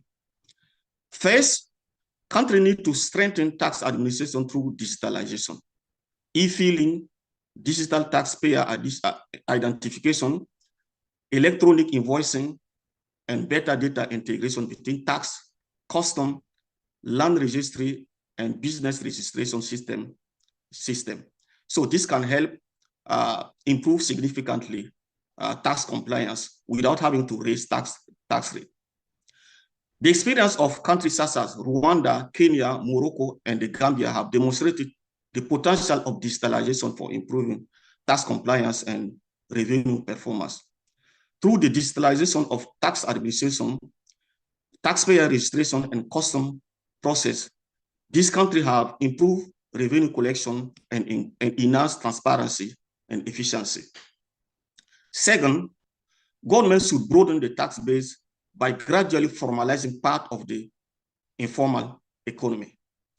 This does not mean overburdening small informal trader. It means creating simplified tax regime, linking taxation with access to finance and social protection, and making formalization beneficial rather than punitive. Third, countries need to reduce tax exemption and incentive that do not deliver clear investment or job creation benefit. Many exemptions erode the tax base without generating commensurate economic return. And fourth, value addition and local content. Instead of merely exporting raw material, African countries can mandate local processing and manufacturing to retain more wealth on the continent. And the African Continental Free Trade Area offered the structural framework to scale this intra-African value addition. And fifth, curbing illicit financial flow. Reforming tax treaty, standardizing anti-corruption measure, and strictly supervising corporate extraction contract ensure that natural resource revenue are shared fairly and fund local development. Finally, international tax cooperation and partnership. International cooperation and tax treaty are essential to complement national reform that strengthen domestic resource mobilization in Africa. The OECD G20 Base Erosion and Profit Shifting Framework provide opportunity to protect tax base and enhance fairness in the international tax system. So this is an area where Asian countries, especially China, one of Africa's main trading partners, could strengthen cooperation and partnership. But the AU report also makes a very important point. Mobilizing more money will not be enough if existing resources are not deployed efficiently. Today, more than 40% of Africa public investment is estimated to be lost through inefficiency. This loss represents close to 300 billion annually in lost development potential. That means that Africa is not only facing a financing gap, it is also facing an inefficiency gap. Every dollar that is poorly planned, delayed, misallocated, or lost through weak execution is a dollar that does not build road, power system, school, hospital, or productive capacity. So the real policy question is not simply how do we raise more financing? It is also how we make every dollar count. This is why the report emphasizes public investment management reform. Country needs stronger project selection, better procurement system, improved appraisal, transparent budgeting, and stronger monitoring of implementation. Digital public finance system can also help reduce leakages and improve accountability. This is indeed about improving the social contract, which is key for compliance. When citizens and firms see that taxes translate into better road, electricity, health, education, and public services, then they are more willing to comply with. So domestic resource mobilization must be linked to better public financial management and stronger accountability. I will stop here. Thank you. Thank you very much. Now we move to the Professor Yojo Wei. Professor Wei, here's your question. As development budget tightened globally, how can partners such as China ensure that their support most effectively strengthens Africa's domestic financial system and regional integration agenda? Okay, thank you.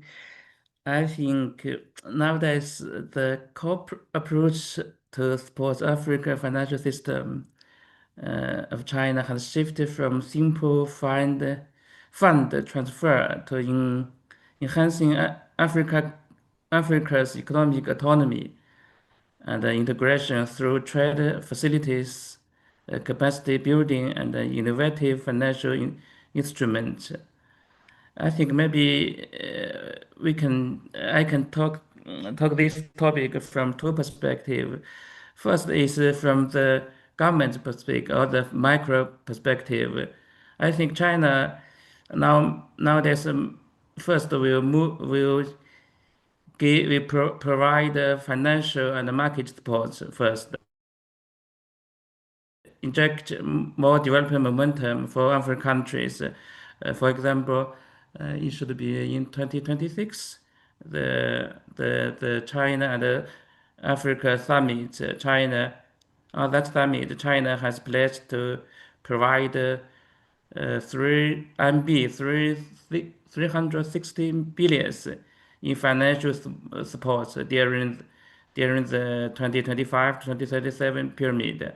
I think the Chinese government will provide this support according to the agreement.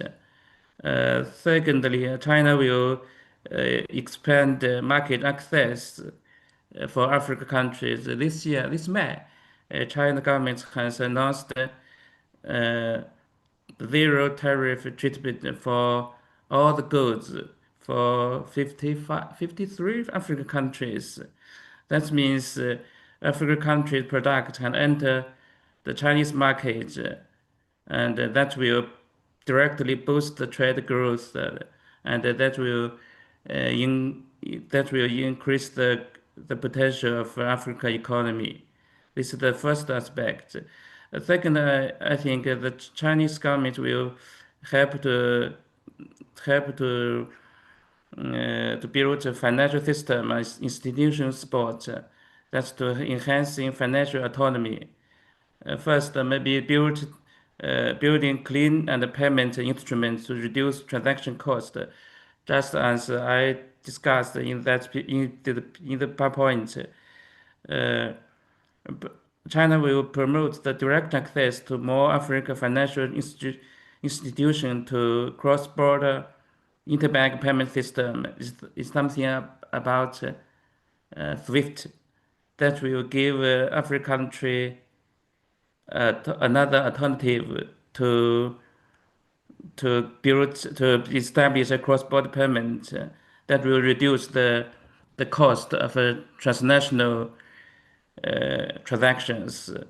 And now that China has signed a lot of bilateral local country swap agreements. For example, China has signed agreements with South Africa, Nigeria, and Egypt. These agreements provide RMB liquidity to partner countries that will facilitate bilateral trade and investment. And the third, China government will develop financial technology and digital payment to enhance financial instruments. Just as Dr. Han has tell us, the new technology will leverage digital technology to overcome barrier to traditional financial service, expand coverage and efficiency. Because now in China, for me, I have no card and no cash. It's the cash-free society now. I think in this area, China has many experience or technologies that can help African country in this area. That's the later come advantage for African countries. The third is China government has innovated debt management, erasing financial pressures. For example, China has adopted a debt service relief, the forgiveness, and innovative debt conversion. For example, it should be last year, China and Kenya signed the agreement to transfer the US dollar denominated loans to RMB denominated loans, which will save Kenya's maybe 250 million US dollars. And the third, maybe China government will support the issue of panda bonds. I know that, for example, Egypt has issued the panda bonds in China, help to collect the money. And this is from the government perspective. I think from the private perspective, just as said in the PPT, I think the investment of Chinese company it's also very important for the African countries. The FDI can help the African country to enter the international supply chain. That's maybe it's more important for the long-term economic growth. And besides the funds, the FDI can bring new experience, new technology, new markets, and new many things besides money.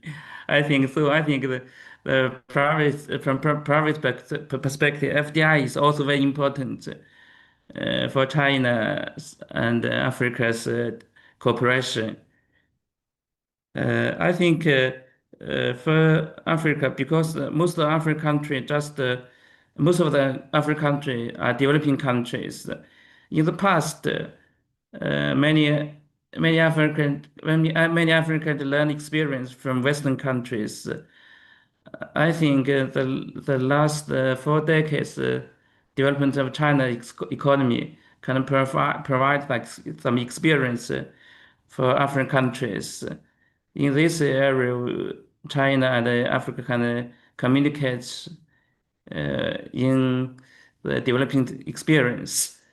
I think maybe that will be very good for African countries' economic development. That's my answer. Thank you. Thank you very much, Professor Wei. So now Dr. Veda Vaidyanathan, here is your question. What lessons from India's experience with the development of finance could best inform Africa's pursuit of greater financial sovereignty? Thank you. Thank you so much for that question. And I understand this is the last time we'll be speaking. So thank you also very much for your excellent moderation. I've really enjoyed being part of this panel. I am mindful of time, so I'm going to be very brief. I think it also needs a disclaimer a little bit, that question. I'm slightly reluctant to engage with the word lessons because, African economies are so diverse. India is so diverse and so complex. So with that understanding, I think there are 4 things that have worked in India. Perhaps in different ways it could, make sense in other regions as well. One, I think, would be to invest in state capacity and institutional governance. This, again, is a point that comes on a lot in the report. But I think the Indian experience sort of understands that development finance is effective only when it's accompanied by capable public institutions. There's transparent procurement, and there's also regulatory oversight, to just name 3 examples. Second is to perhaps promote financial inclusion as a development strategy. The Aadhaar-enabled financial services in India are digital payment systems which are homegrown. They have expanded access to formal finance, and they've really increased state capacity to deliver welfare at scale that is probably not seen anywhere else in the world. So that would be probably the second point. Third would be, I think, real investment in national development finance institutions. DFIs in India have a huge role in financing agriculture, SMEs, infrastructure, industrial development. So that would be my third point. And finally, I think, again, because of this fragmentation conversation we've been having over and over again today, I think there's a real need to leverage South-South cooperation. And I think expanding these partnerships, like we've talked about today, can not only provide us with an increased leverage and bargaining power, but it also reduces our dependence on Western-dominated financial institutions. And I think that's really going to shape our growth in the next century. So those would be my 4 submissions. Thank you very, very much. Let me ask Mr. Karanu Muchiri. So your question is, how should the global financial architecture be reformed to unlock large-scale affordable financing for Africa? And what role should bilateral partners such as Japan play in this effort? Wow, thank you for that question, Yuna. I mean, it's such a broad question, but I would like to begin by saying that the global financial architecture was designed for a different era. This is not criticism, because when you look at how Bretton Woods institutions were formed, the structure of Africa being mainly an extraction continent, not necessarily one that has value addition, we are simply recognizing that Africa's institutional and economic landscape was not considered when we were creating this architecture. However, today, Africa is building its own architecture. The African Free Continental Trade Area is deepening market integration. The Pan-African Payment and Settlement System is reducing the cost of cross-border transactions. Agenda 2063 provides long-term vision for financing development. So the question is no longer whether Africa is building institutions. It's whether the global financial system shall evolve quickly enough to recognize and support Africa. So for me, this reform is therefore more about increasing the supply of capital. It's about improving the architecture that allows capital to flow at scale and at an affordable cost. This has also been mentioned several times throughout the report and by other panelists. So this means better risk-sharing mechanisms that are built specifically for Africa, stronger support for project preparation, greater use of local currency financing so that we stop having our debt denominated in USD or other foreign currencies, so exposing us to volatility of foreign exchange risk. Governance frameworks that rewards countries for strengthening institutions, not just simply for accessing debt.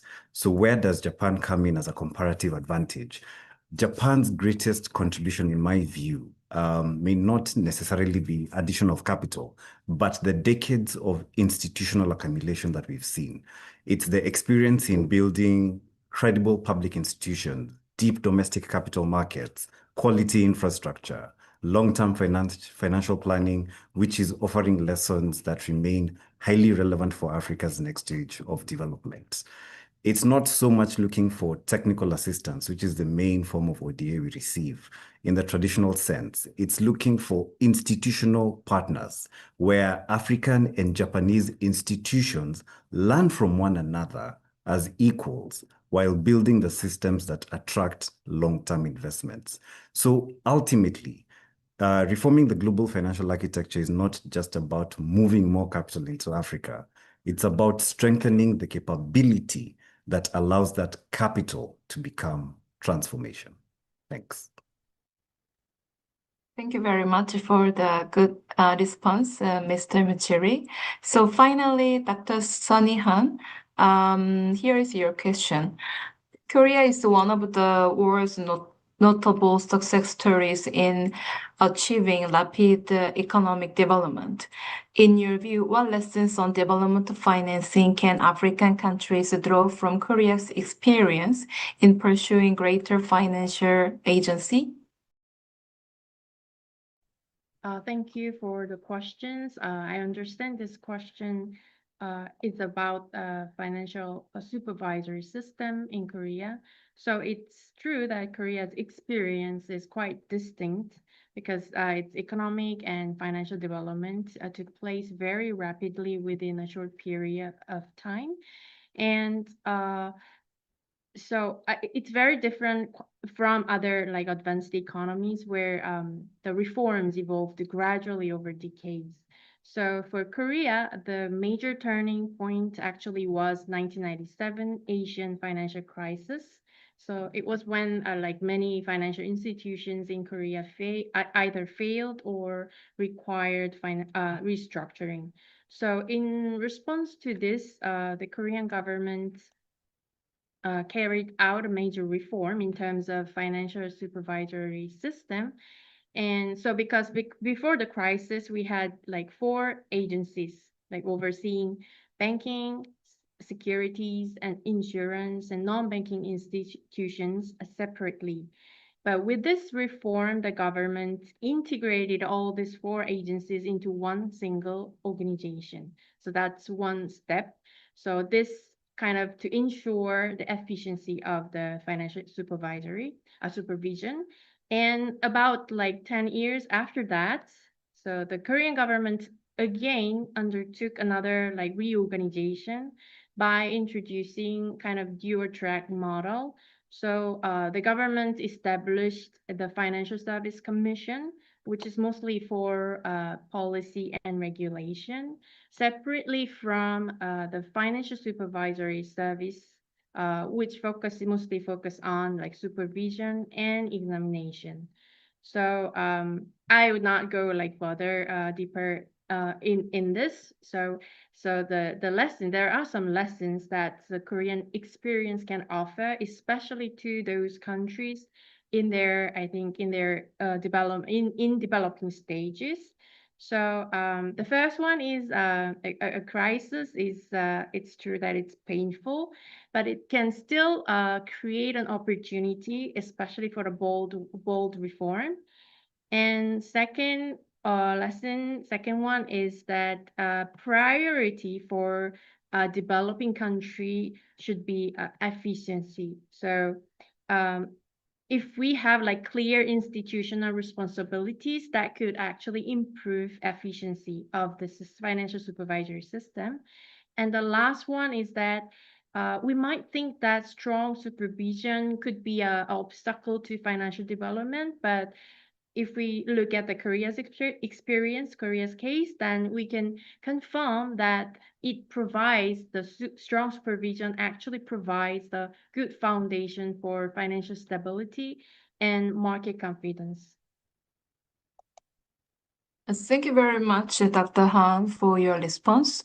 Lastly, I would like to invite Dr. Paul Umpuga and Dr. Anthony Simpasa to share their insights and last perspectives. Since we are running behind the schedule, brief comment from each of you would be highly appreciated. So let me invite the Dr. Paul Umpuga first.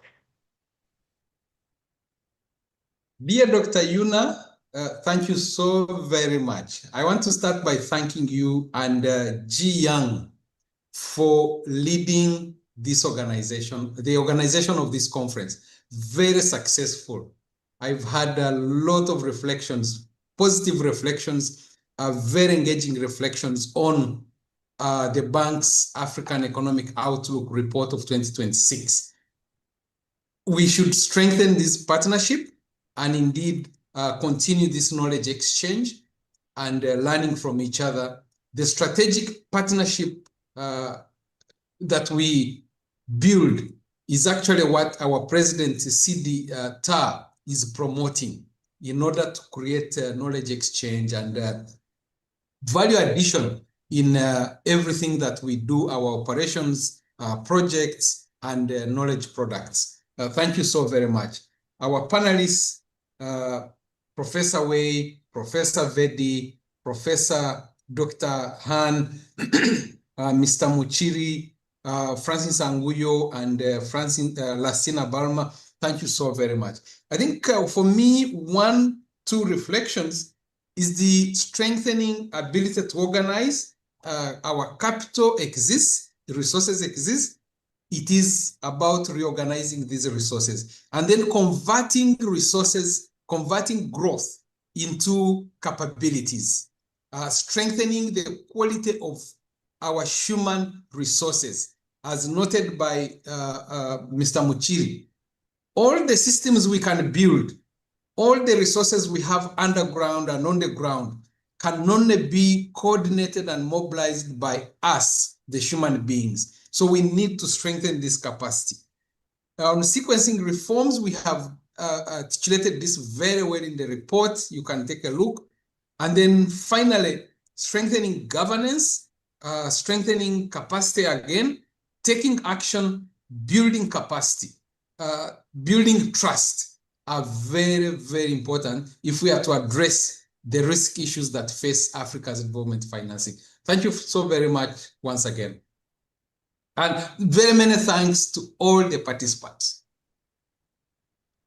Thank you very much, Dr. Paul Umpuga, for your encouraging words and for the excellent summary. So let me invite Dr. Anthony Simpasa, our director. Thank you very much, Yuna, and your team. And also let me join Paul in thanking all the discussants for making this seminar this very productive. Without the presentations that we saw that enhanced, enriched the presentation that was made earlier by the bank, I think we would not have had this very deeper engagement. They've added value to this seminar, and I really congratulate you, Yuna, and the team at our Asia office for bringing this expertise to this seminar.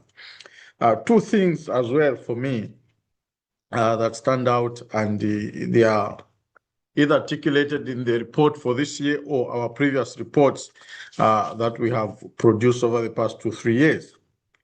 One is on the social contract that Mr.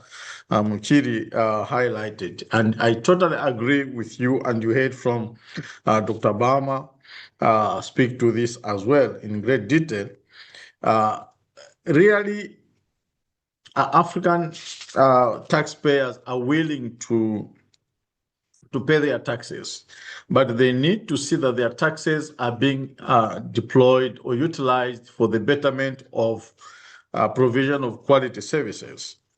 We know, and we've seen this in many countries, that governments do not provide basic services, be it roads, power, water, and citizens are meant to do this on their own, including security in some instances. Now, that in itself constitutes an additional tax burden, because if Mr. Muchiri is meant to dig a borehole where the building his house, instead of the local council providing water, it means that you are paying twice.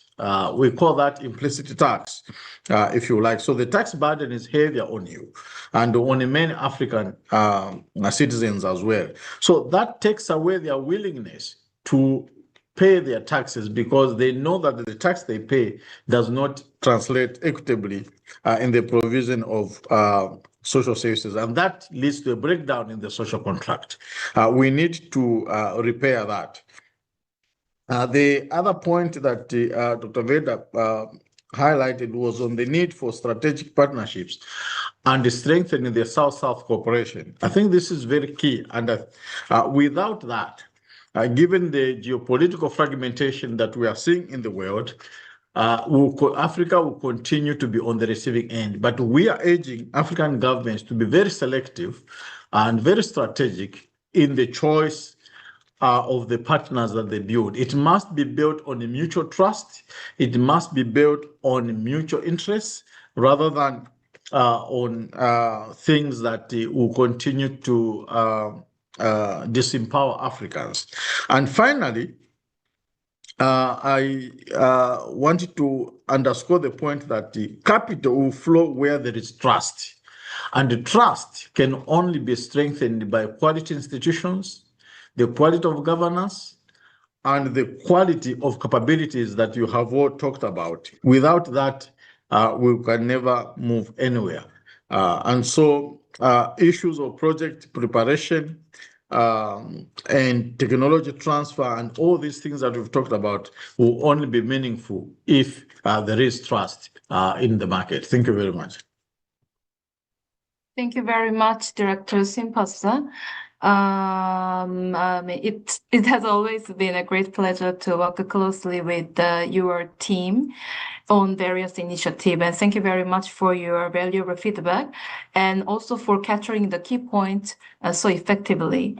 We are almost close, but we have a little bit, more interaction. That it's now my pleasure to invite Mr. Naoshige Kinoshita to deliver the closing remarks. Mr. Kinoshita currently serves as officer in charge of the African Development Bank's Asia External Representation Office. With over 25 years of experience in infrastructure, investment, energy. Yes. Yeah, can you hear me okay? Yes, I mean, he has extensive experience in infrastructure investment, energy finance, and private sector development across Africa and Asia. He also brings extensive experience in promoting Africa-Asia business collaboration. Prior to his current assignment, he spent over 10 years at the AFDB headquarters as Chief Investment Officer in the Private Sector Operation Department, where he led the origination, structuring, and financing of landmark infrastructure and energy projects across Africa. So, Mr. Kinoshita, the floor is yours. Yeah, Yuna-san, to be honest, what I have prepared for closing remark, like 4 pages, almost everything being said by Dr. Mpuga and Simpasa, and there's almost nothing, I have for closing remark. But, I would like to echo Dr. Mpuga and Dr. Simpasa. And actually, I would like to give all the appreciation to each panelist and speakers, and also MC Yuna-san, and all the people who are involved in this event. So my suggestion is please give a warm round of applause to all the panelists and presenters and MC Yuna-san, to you as well, to applause. Yeah, actually, but I have to mention that the theme mobilizing Africa's development financing at scale in a fragmented world could not be more timely. And of course, we live in a very difficult geopolitical uncertainty, economic volatility, and increasing fragmentation.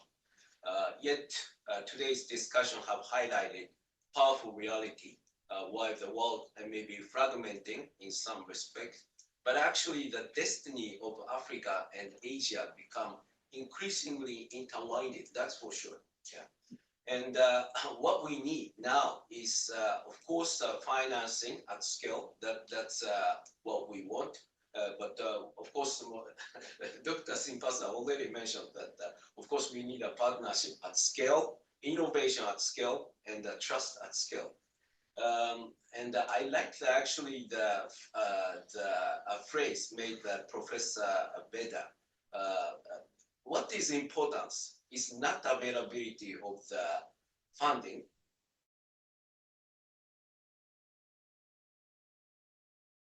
and the right governance and the right institution. I think that's important. And lastly, this is particularly requested by our colleagues.